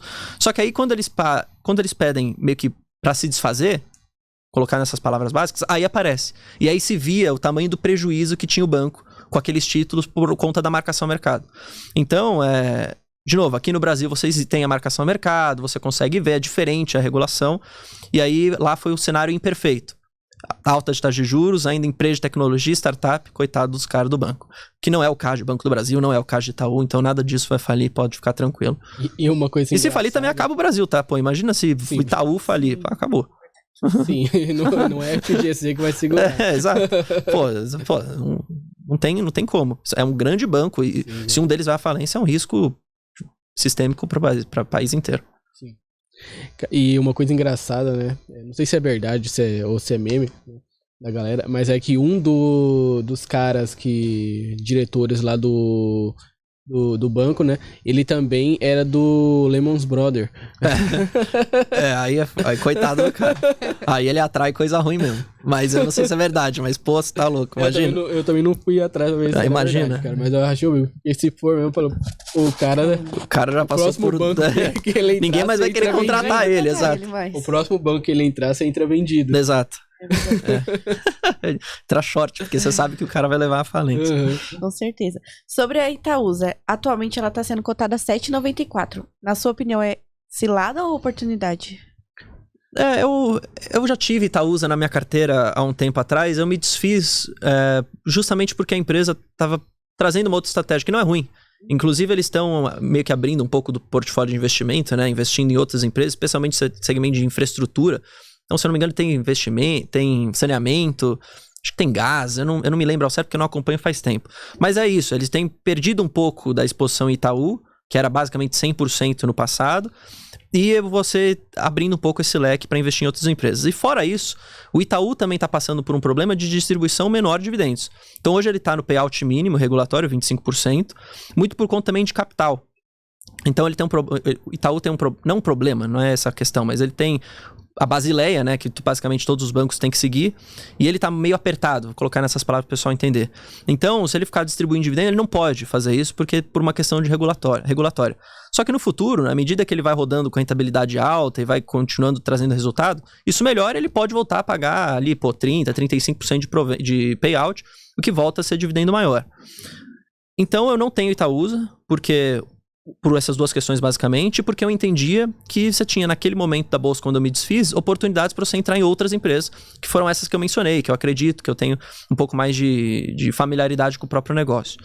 E aí mais do que isso, de qualquer forma, a 7 que você falou, 7,90, 7 e pouquinho, 7,94. o cálculo que eu tenho de preço teto para Itaúsa, para 6% de yield, é R$9. Então ainda até você tem uma margem, sim. De novo, Itaúsa já passava de 10, já foi cotada muito mais que isso. Tinha gente que tinha projeções de preço para muito mais do que isso. Óbvio, o dividendo diminuiu, R$9 é para se receber no mínimo 6. Uma projeção, óbvio.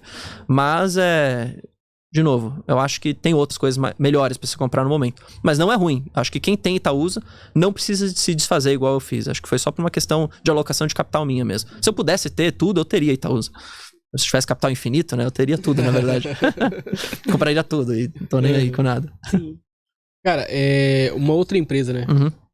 Você falou uma coisa interessante sobre a Klabin, né? Que abaixo ali de 3,70 seria compra fácil. Né? Tem outra empresa que tá andando aí nessa faixa também, abaixo de R$4, mas há muito tempo já, né?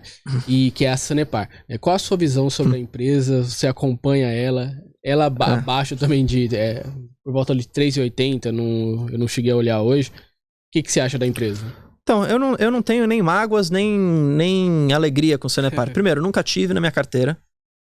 E eu nunca tive por uma razão muito simples. Meu capital é finito. Então eu preciso alocar ele da melhor forma que eu quero. E eu não gosto de pulverizar muito a minha carteira. Eu já faço com parte do meu capital, eu tenho muito ETF lá fora. Então é basicamente cestas de ações de índices diferentes. Então eu já pulverizo de certa forma lá fora. Aí aqui no Brasil eu falo, eu vou escolher poucas ações que eu consiga acompanhar todo o resultado, que eu consiga acompanhar os calls, que eu consiga falar com os analistas, que eu consiga de fato entender o que está acontecendo.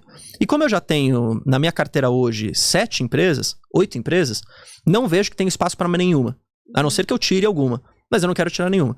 Então eu nunca fui atrás de falar assim, deixa eu estudar aqui Sanepar para ver se faz sentido ou não.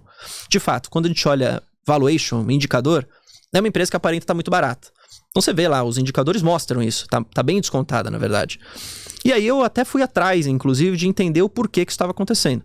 E conversei com um colega meu que cobre esse setor lá na Genial. Perguntei pra ele, falei, Vitão, por que Sanepar tá tão barata assim? Tá barata porque realmente é uma oportunidade para comprar? Ou o que você acha dela? Pra pegar minha opinião mesmo. E ele falou, cara, Sanepar é uma empresa que está barata por conta de um risco regulatório. Então é o risco regulatório mesmo, da agência reguladora do Estado mesmo, de interferir nas tarifas, de reconhecer os investimentos. Ele falou, isso pode ser muito ruim para a empresa no futuro, do que for saindo, né, dessa questão regulatória, do que for reconhecido e tudo mais. E ele falou, eu acho que tá barata, sim, de fato tá, mas eu vejo como muito risco. Então eu não tenho compra, ele não tem compra nessa empresa. Ele me falou isso, eu falei, ok, agora deixa eu pegar uma outra opinião. Deixa eu ver uma pessoa que gosta de Sanepar para ver. E aí o cara falou, olha, aqui a gente tem uma empresa perene, de um setor perene, saneamento básico, todo mundo usa, aquele argumento que todo mundo fala. Todo mundo usa, valuation descontado, dividend yield super alto. Por isso que eu tô comprando. E aí eu fiquei com essas duas coisas na minha mente. Falei, opa, o que será que eu faço agora? Compro, porque de fato o dividend yield é alto, o pagamento demora um pouco para acontecer, mas o yield é alto, a empresa está descontada, e o setor é perene, o setor de saneamento. Só que, por outro lado, você tem o risco regulatório. Somado a isso, você também tem agora o governo questionando o marco do saneamento.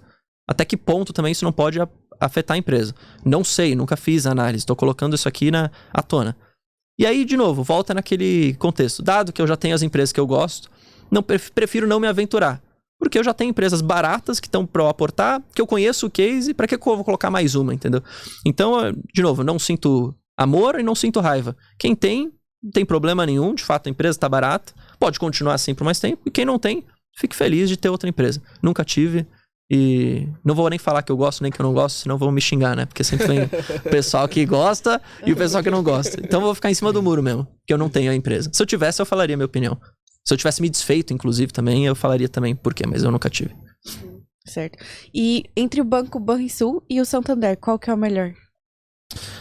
Então, o Banrisul entra naquilo que eu tava falando, meio que como se fosse o BMG. É um banco que roda ainda também com rentabilidade abaixo da seu custo de capital. Isso é ruim. Só que o Banrisul, no último resultado, mostrou uma melhora. Então, de fato, o ROI deve começar a crescer ao longo do tempo, ainda rodando, pelo menos em 2023, abaixo do custo de capital, mas isso em algum momento pode ser um ponto de inflexão, pode começar a rodar acima. Agora, é uma empresa, é um banco com esse problema, né, de rentabilidade e estatal que não vai ter privatização, pelo menos não vai ser feito. Isso já foi falado, inclusive, pelo governador. Não está no papel de privatizar. Até o próprio pessoal do Rio Grande do Sul não é muito a favor da privatização do Banrisul. Mas é um banco de muita presença, pelo menos lá no estado. Agora, de novo, levando aquela ótica, meu capital é finito, preciso alocar em duas empresas, Banrisul ou Santander. Só posso alocar em uma. Onde eu escolho nesse momento? Eu prefiro Santander. Historicamente, rodando a nível de rentabilidade bem melhor, curto prazo ruim, de fato, inadimplência alta, provisão alta, ainda vai ter impacto de Americanas no balanço ao longo de 2023. Isso pode se tornar também positivo se aquilo provisionado não foi conforme se eles foram mais conservadores para pensar nisso, pode até ser um resultado positivo, não se sabe ainda, a gente tem que ver. Mas a gente pode até colocar que em 2023 não vai ser um bom ano para Santander. Agora, olha para o histórico do banco, né? Olha um pouco do pagamento de proventos. O Banrisul também é alto, o pagamento de dividendo. Mas, por essa questão de rentabilidade, eu me sentir mais confortável, eu tenho Santander. Eu, de fato, tenho na minha carteira uma posição menor que o Banco do Brasil, mas eu tenho Santander. Nunca tive Banrisul por essa razão. Eu acho que está descontado sim, a rentabilidade é mais baixa, abaixo do custo de capital, mas eu tenho também um outro banco que historicamente é melhor e que também está descontado. Onde eu vou alocar, então? Santander. Eu sempre uso um pouco disso, assim, alocação de capital. Das empresas que eu gosto, onde que eu posso alocar, onde que eu posso focar o meu aporte? Santander. Faz sentido. Cara, a gente falou, né, de ações baratas e tal, e meio como você já investe, né, as ações que você investe, boa parte são focadas em dividendos, né, acabou ficando você respondendo as duas perguntas, como essa que eu ia fazer agora, né. O Matheus, me dá uma água, por favor. Acabou. Dá uma água, por gentileza. Desculpa. Relaxa. Mas assim, se fosse pra citar as melhores ações de dividendos, né? Caso não fossem as mesmas, né? Caso fossem as mesmas que você já falou, né? Citaria mais outras 2 ou 3 ações de dividendos, assim, boas pra ir pro longo prazo. Fora as que eu já falei. Eu acho que, assim, até meio controverso, porque tem gente que não gosta, mas eu acho que é interessante você também se posicionar um pouco em empresas ligadas a commodity metálica, especialmente. Então, se olhar para mineradora, Vale, eu acho que é muito interessante de ter, apesar de ser muito cíclico, e é mesmo, porque é inerente do setor, a commodity é cíclica mesmo. Então vai ter momentos onde Vale vai ter mais resultado, vai ter momentos que Vale vai ter resultados piores. Muito ligado à China. Então, de novo, quer investir em Vale, entenda o que está acontecendo com China, entenda a macroeconomia também, porque isso vai puxar muito o preço da commodity, e a China é o principal cliente da Vale, o principal país que a Vale exporta. Então, acho que é interessante de ter. Por quê? Porque é uma empresa muito robusta, num contexto, né, onde se usa muito a commodity, que ela tem a exposição, que é o mineral metálico, basicamente, especialmente para a China, que é um país que cresce de forma absurda. Mesmo agora, em momentos pós-pandemia, a China ainda cresce a taxas interessantes. E aí você tem que olhar, óbvio, o mercado imobiliário na China, isso está com certo problema, de certa forma, mas olhando para um cenário mais longo, veja, tudo aparenta crer que China continuará crescendo e continuará demandando, especialmente o mercado imobiliário. Então, Vale vai ser uma das grandes beneficiadas. curto prazo pode ser ruim por conta do ciclo, mas no longo prazo, para você acompanhar esses dividendos que vão sendo gerados ao longo do tempo, eu acho interessante. Talvez uma posição um pouco menor do que você teria numa transmissora, mas eu acho legal de ter dessa exposição também. E uma outra que eu gosto é Gerdau. Gerdau é siderúrgica e tem um pouco menos de exposição ao mineral metálico por conta de trabalhar ali com as sucatas, né? Então isso é interessante também, de novo, totalmente ligada ao ciclo, mas em momentos onde a Gerdau gera bons resultados, ela distribui bons dividendos. E eu tenho Gerdau na minha carteira também. Então eu falo isso por conta própria, porque eu já recebi muito dividendo de Gerdau, e muito dividendo muito bom, inclusive. E dependendo do preço que você paga, você tem um yield on cost absurdo. Eu comprei Gerdau, maior parte da minha posição, na pandemia, quando o Gerdau chegou a R$10, R$12. Meu preço médio é 12 e pouquinho. Hoje tá R$30. Então só de valorização de capital eu já tenho um belo ganho. Fora o dividendo que eu vou recebendo e o yield on cost, né? Que eu paguei aquele preço lá atrás. Então do dividendo que eu recebo, pô, é um yield absurdo. Porque eu comprei a 12, basicamente. É isso que tá sendo rentabilizado. Então acho que é legal ter esse tipo de empresa também para foco em dividendo. Até também com uma ótica de diversificação de carteira. Porque, veja, você tá só em banco, só em transmissora de energia, pô, a Dilma já ferrou com o setor de energia. Vamos lembrar disso. Não é que é blindado. Pode acontecer. E banco vai que alguma coisa aconteça. Então é bom que você diversifique para ter vários setores. E aí, mais uma. Falei de Banco do Brasil, falei de Taesa, falei de Klabin, também é commodity, né? Ligada a papel e celulose. Vale, Gerdau. E eu teria uma indústria também, eu acho, na carteira, que é legal também. De novo, a indústria muito ligada também à questão macro, né? Enfim, quando você tem uma recessão global, a indústria trabalha menos, então gera menos receita. Mais uma empresa que eu tenho na minha carteira, e de novo, pagando a bons preços e recebe um bom yield, é Yoshio Maxion. Yoshio Maxion faz ali, de forma básica, ligas automotivas para rodas, enfim, tudo relacionado ali a veículos leves, veículos comerciais. E sofreu muito por conta, especialmente na pandemia, da cadeia de suprimentos, que estava toda abalada, gerou péssimos resultados, se não me engano até teve prejuízo, mas isso está voltando à medida que o tempo for passando, e de novo, eles são os caras que quando geram resultado pagam bons dividendos. Comprando a preços certos eu acho interessante também. Tem mais ou menos a R$10. É brasileira essa empresa? Brasileira. Qual o ticker dela? É MYPK3. MIPK3. Não Eu conhecia. conhecia também. Yoshio Maxion, é bem legal. Se o pessoal quiser alguma outra, é que aí em termos de dividendo não vai ser tão atrativo, até porque a empresa negocia muito alto. Mas paga um bom payout, tá? Que é VEG. VEG tem um payout de 50%, mas o yield é baixo porque a empresa é muito cara nesse sentido. O múltiplo é muito alto, então o yield vai ser baixo mesmo. Mas é uma ótima empresa.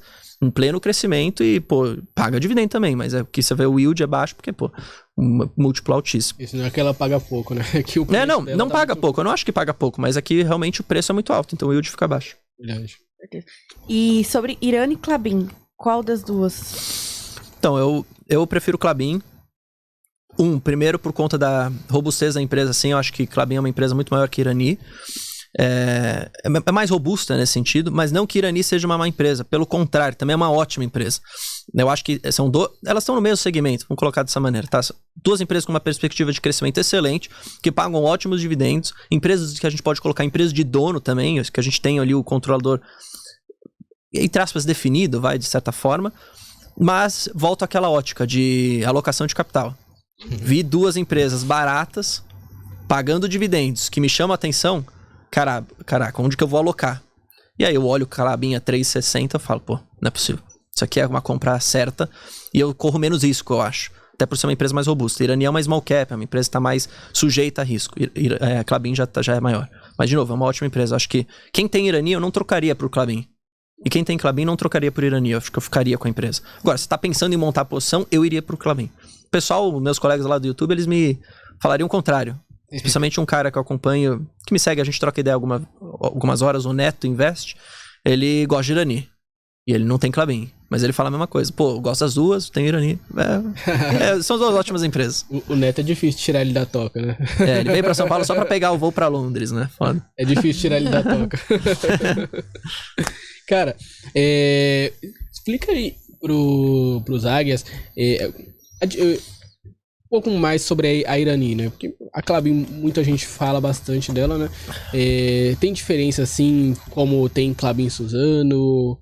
Eu nem posso falar com tanta propriedade, Irani, porque, para ser bem sincero, eu não acompanho nada da empresa, né? Porque, de novo, eu escolhi pro Klabin, eu só acompanho o Klabin, eu não vejo mais nada. Eu vejo o setor, né, como um todo, como ele tá se comportando, mas não exatamente como é a empresa. Não o case, assim. Não exatamente como é o case. Mas se eu não me engano, e aqui eu posso estar enganado também, eu acho que Irani tem uma exposição maior a Brasil.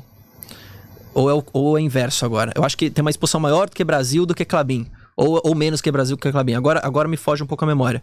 Mas eu acho que em termos de diversificação também de portfólio de produtos, isso a gente pode falar com mais certeza. Klabin é mais diversificada nesse sentido. Então, se celulose, por exemplo, não está atrativo, ela pode direcionar os seus esforços à venda de outros produtos que ela mesma produz dentro da fábrica. Irani não tem tanto esse jogo de cintura. Agora, com propriedade assim, eu não consigo falar exatamente do portfólio, porque eu não acompanho nada de Irani. Tipo, eu nem abro os releases, eu nem acompanho os resultados. Mas fica um pouco desse estudo que eu posso fazer. Uma boa ideia. Mas bacana. E eu tinha perguntado justamente isso, né, para entender um pouco a diferença. E assim, a gente pode considerar assim que a Klabin, você investindo em Klabin, você tá dolarizando parte do seu patrimônio? De certa indiretamente você pode falar que sim. Eu não gosto muito de pensar por esse lado, porque, de novo, é uma empresa brasileira, está investindo aqui no Brasil, tudo bem que vem em dólar, mas depois tudo é transformado em real, então de certa maneira é uma empresa que você está investindo em real, uma empresa no Brasil. Quer dolarizar a carteira? Acho que tem formas melhores de fazer isso. Investindo diretamente lá fora, hoje é super simples, ou fazendo de forma indireta, mas aí em empresas que estão lá fora, via BDRs. Klabin é importante lembrar, uma empresa brasileira, uma empresa no Brasil.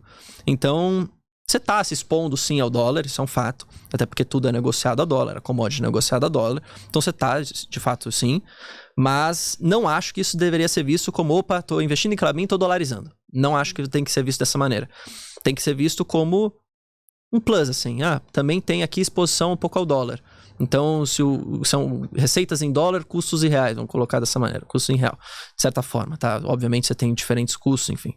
Mas, para dolarizar mesmo, não aposte só nisso, porque, é muito fácil de dolarizar a carteira do jeito certo, sabe? Nem que seja um fundo cambial, pegue um fundo cambial se você preferir. Eu faço assim, tá?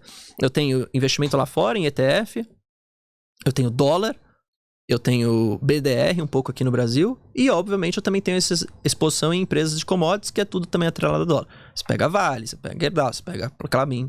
Então, de certa maneira, sim, mas eu não acho que dá pra você considerar que você dolarizou, se você não tem os outros ativos.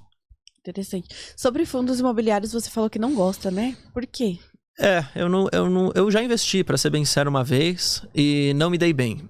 Acho que a primeira razão, círculo de competência. Sempre gosto de ficar naquilo que eu tenho mais propriedade, assim, que eu consigo falar mais. Por isso que eu até não me arrisquei a falar de Irani.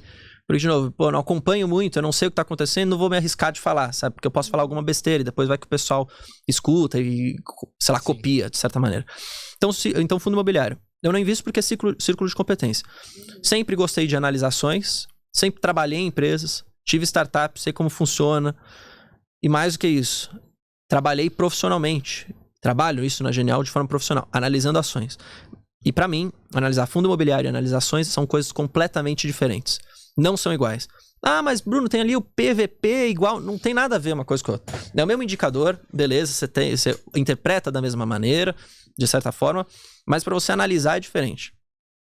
Então, consigo analisar empresas de uma melhor forma. Então, vou ficar ali. E 2, como o fundo imobiliário é muito visto por uma conta de carteira previdenciária também, por gerar renda, eu entendo que as empresas também podem ser vistas dessa maneira, como são vistas. E como eu já tenho empresas que pagam dividendos de forma consistente na minha carteira e eu sei analisar elas, por que eu vou querer me expor a um outro segmento que eu não entendo muito bem quanto eu entendo ações e que vão me gerar, de certa maneira, o mesmo objetivo, que é gerar renda? Então, por isso que eu fico fora. Agora, nada contra quem investe em fundo imobiliário. É um ótimo veículo também. Gera renda mensal. Então, se você tem essa previsibilidade maior de todos os meses receber, tem bons fundos, você pode diversificar em diferentes segmentos. Então, tem logístico, tem educacional, tem lajes corporativas, tem um monte de coisa. Só que pra mim, de novo, seria mais tempo que eu precisaria usar pra analisar um negócio que eu não sei tanto. Então, eu prefiro ficar ali acompanhando o resultado de Taesa, o resultado de Banco do Brasil. Eu não gosto do pessoal que fala, não invista em fundo imobiliário porque não vale a pena. Não acho que isso faz sentido. Vale a pena para cada uma pessoa. E eu até fiz outra vez, eu e o Barça não investimos em fundo imobiliário. Não é isso, o Barça não investe pela razão dele, eu não invisto pela minha razão, e quando eu vi a razão dele, falei, opa, também faz sentido o que ele tá falando, é muito parecido com o que eu penso. Não sei se ele também não fala que não tem a capacidade de analisar, nunca vi ele falando isso. Mas ele entende que, as ações já geram resultado, já geram dividendos, já estão ali na economia de verdade, de certa forma. Então, pra que se aventurar em outras coisas? Mas eu acho que, especialmente pra quem tá começando, às vezes, talvez seja até, sei lá, mais simples você entender um fundo imobiliário do que uma empresa. Mais simples você entender um fundo imobiliário do que você entender, Banco do Brasil, sabe? Sei lá. Ou Klabin, e ver todas as linhas e tudo mais. Então é um bom negócio pra quem é iniciante. Mas eu não invisto por conta disso. Cara, você falou que investe no exterior bastante em ETFs, né? No índice. Você investe em alguns ETFs ou algum ETF para receber dividendos? E quais, assim, os melhores ETFs hoje, na sua visão, para investir no exterior? Nos Estados Unidos eu invisto 0 foco em dividendo lá. É totalmente o foco em eu valorizar o capital que eu tenho. Primeiro, e eu me importo um pouco com o preço lá, e eu vou explicar o porquê. Eu sou muito adepto da teoria da hipótese do mercado eficiente. Basicamente diz a hipótese do mercado eficiente. Conforme o tempo passa, conforme mais acesso as pessoas têm à informação, conforme mais acesso à tecnologia você tem, basicamente tudo que você vê na tela é realmente o que está nos fundamentos daquela empresa. Todas as informações estão sendo refletidas ali.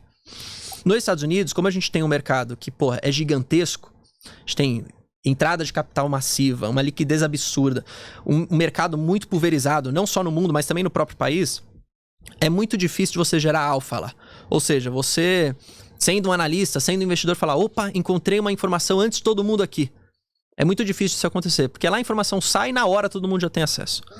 Num mercado que é menos líquido, colocar dessa maneira, é mais fácil de você gerar alfa. O mercado brasileiro até dá para você gerar alfa, assim. Se for para bolsas de países menores, dá para você ter mais probabilidade. Nos Estados Unidos eu não acredito muito nisso. Então acho que perder tanto tempo para você tentar escolher uma ação específica ali para gerar uma valorização de capital, eu acho que não vale o custo do seu tempo. Porque muito possivelmente você não vai conseguir gerar um resultado melhor do que a média do mercado. E aí eu falei, então quer saber? Já que eu acompanho ações no Brasil, moro aqui, lá fora eu vou pegar ETF, que eu vou comprando sempre, porque de certa forma o preço está dado, não tem como você gerar tanto alfa, não vale a pena o custo. E eu vou comprar ETF de diferentes setores para estar exposto a essas empresas lá fora. Aí o meu primeiro ETF, né, que é o principal, é S&P 500, são as 500 maiores empresas dos Estados Unidos. Eu tenho um segundo que é focado em empresas de gaming e tecnologia, então tem Nvidia, tem Activision Blizzard, tem essas empresas ligadas a gaming, inteligência artificial e tecnologia. Tem um ETF lá dentro de... do que era? De mercados desenvolvidos, que é dentro dos Estados Unidos, mas aí eu vou estar exposto a mercado na Europa, né? Mercado que está indo mal, para ser bem sincero. Tem um ETF de China, para estar exposto à China, mas a maioria da posição é no VOO, né? Que é esse ETF de S&P 500, e nesse ETF de gaming que se chama... acho que é Nerd, alguma coisa assim. Eu esqueci agora. Mas é um ETF de gaming lá. Esqueci qual que é o ticker dele agora, o código dele. Mas é basicamente isso que eu tenho lá. E aí é focando nessa visão. Valorização de capital. Comprar empresas que estão hoje descontadas, empresas futuristas que podem trazer projetos interessantes que eu nem sei quais são, mas que podem dar muito resultado. Valorização de capital. E aí eu vou sempre comprando. Todos os meses eu pego o preço que tá, eu vou lá e compro. Pode estar caindo, pode estar subindo. Eu vou lá e compro. Todos os meses de forma bem consistente. Especialmente a S&P 500. Os outros nem tanto. Eu não faço isso todas as vezes porque eu não tenho tanto dinheiro assim. Mas a S&P 500, todos os meses eu vou lá e compro um pouquinho. E aí eu vou aproveitando momentos de alta, momentos de baixa. E é legal de falar isso dos Estados Unidos, até porque tem muita gente que fala assim, eu vou só aproveitar para comprar as empresas quando elas estão no fundo, na queda. E aí olhando para os Estados Unidos... É melhor que você aporte sempre, todos os meses, pega um dia do seu mês para você comprar, do que você ficar esperando por uma queda. Tem um estudo que mostra isso, chama Dollar Cost Average. Dollar Cost Average versus Buy the Dip, né, que é compre o fundo. E aí ele pega o S&P 500, um histórico gigantesco de tempo, e fala assim, olha, se um investidor X soubesse exatamente qual foi o fundo, ou seja, o mínimo do mínimo, e só comprasse nesses fundos versus um cara que colocou todos os meses dinheiro, vamos ver quem que teve a melhor rentabilidade. Foi o cara que colocou todos os meses. Por quê? Porque o cara que só espera para comprar o fundo, primeiro, você nunca vai saber qual que é o fundo. Nesse estudo ele falou, se o cara fosse vidente e soubesse, mesmo assim ele não conseguiu ter uma rentabilidade melhor. E mais do que isso, às vezes tem ciclos de alta por anos nos Estados Unidos. Anos. E aí o cara nunca aporta. Assim, opa, não tá caindo, só tá subindo, não tem fundo aqui. Entendeu? E aí eu acho que essa parte de ser consistentemente no aporte é interessante. Aqui no Brasil, eu também falo. Vamos aportar consistentemente, especialmente se você tem uma carteira que tá no começo, para você aproveitar juros compostos, para você aproveitar a bola de neve, né, que o pessoal fala. Mas aqui sim, eu tenho o cálculo do preço teto. Como eu me baseio em dividendo, eu falo, opa, só posso comprar abaixo desse preço para receber pelo menos 6% de yield naquele determinado período de tempo. Então não é que eu deixo de aportar, mas é que eu direciono meu aporte para diferentes empresas. Sempre vai ter oportunidade, para ser bem sincero. Sempre vai ter momento para você comprar alguma empresa. Horas mais, horas menos. Mas não é que todos os meses eu compro Banco do Brasil, por exemplo. Não. Aqui eu compro todos os meses, mas não necessariamente a mesma empresa. Lá fora é todos os meses a mesma coisa. Que é S&P 500, VO, né? Que é o ETF. E em criptomoedas você investe? Ah, eu já tentei me aventurar pelas criptos e só me ferrei. Só escolhi projeto que eu não acredito, não sabia o que fazia. Fui colocando lá porque eu fui vendo. Segui a manada, foi errado, foi um erro meu. Aí comprei Solana, comprei Ethereum, Caraca, comprei tanta coisa que hoje deve estar valendo nada. Eu acho que eu tinha colocado. Eu coloquei pouco. Eu coloquei acho que uns 20 mil reais. E hoje deve ter 1.000. Isso é um negócio assim. Eu perdi tudo. Bitcoin não tenho. Eu tenho Ethereum. O Ethereum é a maior que eu tenho. Vai, que é o mais acredito, mas também não é pra mim. Eu já percebi que não é pra mim. De novo, fora do meu círculo de competência. Tipo, eu não sei analisar um projeto cripto. Até quando trabalhava no fundo de Venture Capital, que a gente investia em startup, os caras falaram, pô, conversa aí com os empreendedores que estão criando coisa cripto. Ficava perdido, não entendia nada. Então, os caras criando os negócios, pô, mas como é que gera valor aqui? Ah, não sei, assim, essa... Eu falei, cara, tá fora do meu círculo isso, deixa eu ficar de fora. Ah, mas Bruno, e se você perder uma bela pernada de alta em cripto, não sei o quê? Falei, pô, mas tudo bem, eu prefiro perder uma pernada de alta, se vier em algum momento, do que, pô, colocar mais meu dinheiro em algo que eu não sei e depois aquilo ir pra baixo e eu não ter a convicção de manter a minha posição naquilo, entendeu? Então, diferente das ações, por exemplo, se Banco do Brasil fosse a R$28, eu estaria comprando Banco do Brasil a R$28. Se uma cripto fosse de 40 para 28, eu não ia saber por quê. Falei, putz, será que isso daqui tá indo ao brejo? Ou será que é uma oportunidade? Eu não sei dizer. Por isso que eu prefiro ficar em ações, entendeu? NFT é a mesma coisa. Pô, NFT essa eu fiquei longe. Porque eu sabia que alguma coisa ia dar errado. Alguma coisa estava errada. Essa tava muito óbvia. Pô, não era possível, cara, que uma imagem de um monkey lá, de um macaquinho lá, valia tanto. Falei, não é possível isso. Alguma coisa tá errada. Eu falei, não vou comprar nada disso. E aí caiu pra caramba. Mas não que não seja legal. Os projetos são legais. Só como investidor eu prefiro ficar de fora. Eu consumo. Então eu jogava lá Sandbox, eu até tinha meu personagem, jogava, achava legal Decentraland, mas pra comprar aquilo lá foi um erro. Eu me arrependo. Mas você chegou a investir então em... Comprei, Mana, né? Acho que é do Decentraland. Comprei tudo isso aí. Fui comprando. Eu tinha 20 mil reais e falei assim, 20 mil reais vou fazer uma carteira de cripto. Acabou. Não é muito, né? Não é nada. Pô, perder 20 mil reais, pô, um saco, mas não vai acabar com a minha vida. Mas vai que dê uma penada aí, depois eu fico multimilionário. Foi assim que eu pensei, totalmente errado esse pensamento. Várias pessoas pensam assim, tinha uma que valia centavos. E acho que se chegasse a R$1... Tinha tudo lá, Baby Dodge, essas criptomoedas. Aí eu fui comprando com um pouquinho de cada. Hoje não vale mais nada, mas sem análise nenhuma. Eu li o projeto, falava, opa, isso aqui é maneiro, isso aqui é legal, compro. E era aí, mas tipo, não fazia sentido nenhum. Então eu me aventurei, errei, aprendi e hoje eu não compro mais. Tá lá o dinheiro, as criptomoedas estão lá, não vendi nada. Se algum dia esses 20 mil reais erarem 100 mil, vou vender na hora. Ainda na hora. Ah, mas Bruno, se chegar a 1 milhão, não tô nem aí, vou vender na hora. Embolsar esses 100 mil aqui e vou comprar as ações. Se chegar a 20, já vendo. Não, se chegar a 20, eu tiver no 0 a 0, eu vendo. Eu acho que eu mantenho só o Ethereum, que é uma grande lá e tal. Mantenha essa, o resto vender tudo. Mas, foda. Não, faz parte, cara. Uhum. Também perdi uma graninha ali em cripto. Acho que quem não perdeu, né, tá maluco. Que quem nunca fez umas loucuras na vida, não curtiu a vida direito. Exato. Perdi dinheiro com pirâmide, criptomoeda de menos. Não, eu entrei numa pirâmide sabendo que era pirâmide. Sério? Eu vi com um amigo meu, vi um vídeo de um gringo, falei aqui, cara, e se a gente colocar R$1.000 cada um aqui? isso aqui é uma pirâmide, tá? Falei pra ele. É claramente uma pirâmide. A gente pode perder tudo, mas se a gente sair na hora certa, a gente vai ganhar uma grana. Eu sabia que foi brincadeira, tipo, não é investimento isso aqui. Deixando de lado o podcast falando de investimento. A gente fez só uma brincadeira mesmo. Pô, coloca 1.000, coloca 1.000 aqui, e a gente vê no que vai dar. Mas saiba que é uma pirâmide, a gente pode perder tudo de um dia pra noite. Não, beleza, coloca aí. A gente comprou. Dia seguinte, começou a crescer. Caraca, vamos ficar. Quebrou. Nossa. Perdemos tudo. Não, Saímos na hora errada. Tem muita gente que faz isso investindo, tem gente que perde dinheiro em pirâmide, mas tem gente que sabe que é pirâmide. Então. Mas entra no começo e não deixa ir falir, assim. Mas de novo, o problema disso é, você entrar sem saber que é uma pirâmide e achar que aquilo, é maravilhoso e colocar muita grana, ou você ser ganancioso. Por exemplo, vou entrar sabendo que é uma pirâmide. Comecei a ganhar muito. Vou colocar 10 mil agora. Vamos colocar 50. Isso que faz as pessoas quebrarem. A gente entrou na brincadeira mesmo. Se eu não me engano, acho que eu até fiz um vídeo no meu canal falando assim, pessoal, entrei numa pirâmide, vamos ver até quando que vai quebrar. E aí quebrou. Foi a falência. Tem uma galera no Facebook, né, naqueles grupos de desapego e tal, que eles às vezes postam assim, procura pirâmide no começo. Não, mas você viu esse caso, né, das pirâmides aí. Às vezes fica rodando por 5 anos, 4 anos, o pessoal ganhando. Chega no momento que, geral quebra, entendeu? E aí, se você teve a sorte de entrar no começo, aproveitar e sair, beleza, mas foi pura sorte, entendeu? Porque você não sabe quando que vai quebrar.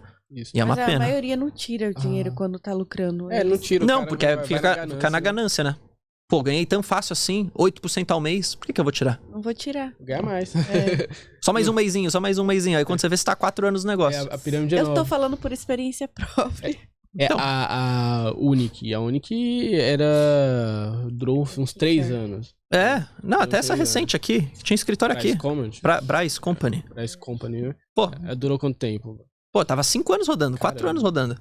E agora, aparentemente, quebrou, né? Agora já era. Nem sei o que aconteceu. Mas, coitado do pessoal que coloca toda a grana lá. Quem entra agora no final que paga toda a conta. Exato. Não, mas a gente tenta avisar eles, ficam uma grande parte, nem todos, mas tem uma grande parte que fica muito bravo. Exatamente. Da Gás, lá do Rio de Janeiro. Tem até hoje pessoas que defendem e falam que a culpa foi da Receita Federal, que fechou o negócio. Da Polícia Federal. Então, é foda. Não adianta, cara. A falta de senso e de educação financeira é uma pena. É bem grande. Uma pena. E assim, Bruno, antes da gente finalizar, eu queria perguntar sobre mais uma empresa aqui, que eu tô curioso. Inclusive, muita gente tá falando que agora ela vai ser uma empresa de dividendos em si, né, que é a Taurus, né? Gostaria que você falasse um pouco do modelo de negócio, porque e o que você acha dessa empresa? Bom, Taurus eu gosto, eu não tenho posição ainda. Tô naquela parte, né, de, enfim, entender o negócio, fazer um pouco das projeções e ver se tá no momento de comprar. Normalmente eu demoro um pouco pra começar a posição, às vezes eu até perco aqueles primeiros momentos iniciais de alta, de preços mais baixos, mas é porque eu quero me sentir mais seguro mesmo, assim, sabe, de comprar. Demorei com o Banco do Brasil, por que eu não vou demorar com o Taurus, né? Então acho que tem que tratar todo mundo do mesmo jeito, colocar dessa forma. Todo filho é igual. Exato. E aí, enfim, acho que como que eu comecei a gostar de Taurus? Primeiro, que eu gosto muito dessa questão de armas, assim, de armamento. Eu sou claramente armamentista, por um pouco de convicção, né? Um pouco de convicção política e ideológica, e um pouco de visão do que eu tenho para o mundo. Entendo quem não é, não ligo, não entro muito nessa discussão, mas eu sou dessa forma. Então eu sempre gostei de pesquisar um pouco sobre o assunto em geral. E aí, no passado, né, eu me deparei com a Taurus aqui, a empresa brasileira, não conhecia, não sabia que existia. E aí a Taurus estava passando por aquele momento de uma empresa com muito problema. Dívida muito alta, produto sem nenhum tipo de qualidade, sem nenhum tipo de controle de qualidade e uma marca muito abalada, assim. Então, você olhava pra Taurus e falava, opa, arma que dá defeito, arma que buga, arma que atira sozinha, arma que trava, arma que não é confiável. Isso abalou a marca da empresa, abalou as vendas. A empresa começou um processo gigantesco de reestruturação, seja para melhorar a sua alavancagem no final do dia, mas também o seu processo de qualidade, né, na empresa. E aí isso vem acontecendo ao longo do tempo. Então a empresa investiu bastante, tem uma fábrica, se eu não me engano, na Índia, acho que tem uma fábrica nos Estados Unidos, se eu não me engano, né? Um controle de qualidade muito interessante com equipamento agora. Antigamente você tinha o armeiro olhando arma a arma, hoje em dia você tem aquilo meio que produção em massa, de certa forma, né? Com qualidade por equipamento, né? Tudo aquilo testado. Pô, são mais de não sei quantos mil disparos que se fazem nas armas, com tudo um computador para entender. Então isso tem melhorado a companhia. E não é à toa que as vendas têm aumentado bastante. Nos Estados Unidos, Taurus tem aumentado muito as vendas, que é o mercado principal para a empresa lá. A gente tem não só uma população que é muito mais armamentista que a gente vê no Brasil e no resto do mundo, mas também uma empresa que lá ainda você tem uma questão de ser uma arma de entrada. Então o preço da arma Taurus, se for comprar com uma Glock, se for comprar com enfim, qualquer outra marca lá fora, você pode pegar qualquer outro tipo de marca lá nos Estados Unidos, especialmente a Glock, né, que os americanos usam bastante, é um preço muito mais baixo. Então você, $200, $250, você compra uma arma, você leva uma arma Taurus. Aí você pega uma Glock, você paga $900, $800, $1.000 e tal. Então já é bem mais caro. E aí eu olhei pra isso e falei assim, beleza, a marca tá conseguindo vender mais e agora tem um produto com uma qualidade melhor. O que vai acontecer ao longo do tempo?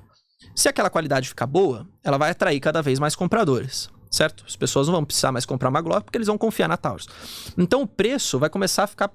eles vão meio que diminuir esse spread do preço entre uma arma Glock, outra marca e uma arma Taurus, o que vai aumentar a receita da companhia. Então eles vão começar a vender mais com um preço mais alto. É o que eu acho que vai começar a acontecer.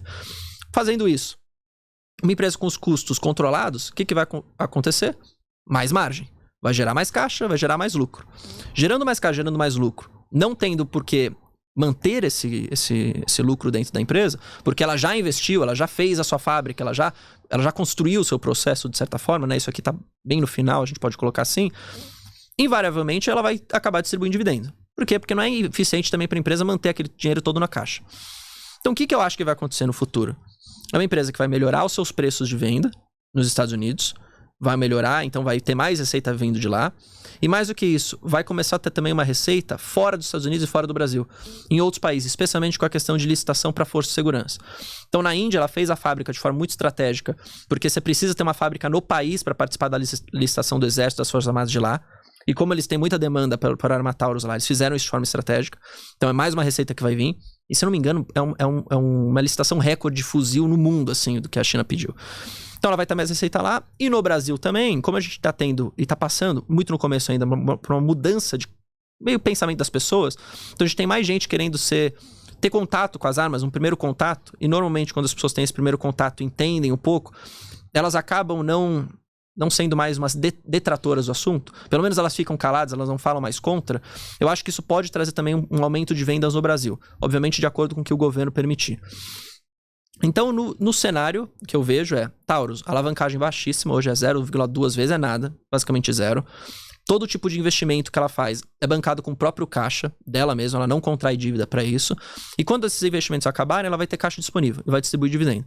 Então, acho sim, é uma ótima empresa. Eu acho que eu vejo um mercado em expansão, apesar de polêmico, mas é uma empresa que tá com seus fundamentos muito bem controlados no dia de hoje. Então, acho que é só alegria para daqui para frente. Então, por isso que eu tô olhando, não comprei nada, mas pretendo em algum momento, talvez, comprar. Não, eu vejo com bons olhos, na verdade, bem bons olhos. Sobre o preço, né? Hoje ela tá a R$14,95, né? Você já fez um estudo, assim, de preço de entrada? Eu nunca fiz. Eu nunca cheguei nessa parte ainda, mas o que eu vi na plataforma lá que eu assino, eu acho que o pessoal tá falando de R$15 de preço teto pra 23. O que não tem muita margem, né? Se for olhar agora. Mas, de novo, eu não quero olhar a Taurus agora, eu quero olhar ela mais pra frente. Então eu preciso ainda parar pra eu mesmo projetar o que eu vou fazer pros próximos anos pra ver meu preço. Mas eu não tenho nenhum ainda. Eu não fiz porque eu ainda não decidi comprar. Mas antes de eu comprar, com certeza eu vou ter. Ainda tá na parte do estudo, né? Ainda tem que olhar. Acabou de sair o resultado, acho que saiu na semana passada, se eu não me engano. Nem consegui ler direito ele ainda. Mas eu gosto bastante, cara. Eu acho que é uma empresa que tem potencial. Apesar de ainda ter que trabalhar muito, e tá no começo, de melhorar a sua marca, de melhorar toda a sua noção frente à sociedade. Especialmente o Brasil. O Brasil é o maior detrator da Taurus, eu acho. Tipo, os brasileiros são os que mais falam mal da Taurus, porque a gente conhecia a Taurus como ela era antes. O cara lá fora, ele não conhecia. Ele não conhecia a arma que tava problema. Ele conhece a arma hoje, né, de certa forma. A gente conhecia as pistolas da PM de São Paulo que disparavam sozinha na perna dos policiais. Já aconteceu várias vezes. Caramba. Isso é verdade. Bruno, quero agradecer aí Eu que pela agradeço. tua presença. Eu acho que o papo foi muito rico. Desculpa a minha voz aqui, porque eu comecei a ficar com dor de garganta, tanto que eu falei. Brincadeira, mas eu agradeço. Cara, foi muito bom. Uhum. Todo o conteúdo que você trouxe, agradeço o seu tempo. E dá um recado final aí pra galera. Boa. Lembrando que as mídias sociais do Bruno estarão na descrição, tá? O canal no YouTube, o Instagram. Isso aí. Tá. Pô, eu que Vou falar Boa. pra sua Eu câmera. que agradeço primeiro pra vocês pelo convite. Eu gosto bastante de participar. Pô, fico à disposição pra participar mais vezes. Eu espero que eu tenha agregado com alguma coisa. Agregou muito. E desculpa as empresas que eu não consigo falar, mas é que eu não gosto de falar daquilo que eu não tenho tanto conhecimento. Tem gente que fala de tudo, mas eu prefiro falar daquelas poucas que eu tenho convicção do que falar de tudo. Mas ao pessoal que assiste, obrigado também por acompanharem. Se vocês quiserem me acompanhar lá no YouTube, meu canal, meu nome é Bruno Rosolini, só colocar aqui. Se vocês quiserem acompanhar também a Genial, que é onde eu trabalho, a gente tem os nossos relatórios, só pesquisar no YouTube também, Genial Analisa, você vai encontrar os nossos relatórios lá e tudo mais. Também 100% gratuito para vocês. E, pô, qualquer dúvida, qualquer sugestão, é só vocês deixarem aqui que até eu volto para responder qualquer coisa, algum comentário ou outro ali, se o pessoal tiver dúvida de alguma coisa que eu falei. Mas eu que agradeço. Show de bola. Dá um de recado bola. final, Débora. Como a gente falou, as mídias sociais dele vão estar na descrição desse vídeo. Então é só vocês irem lá e seguirem. Deixar o like, né? Que a gente É isso aí. Deixa A o gente like sempre aí. esquece de deixar o like e agradecer você pela sua participação. Agregou muito, tanto Obrigado. pra gente, tanto pra quem tá assistindo. E vamos Vamos voar.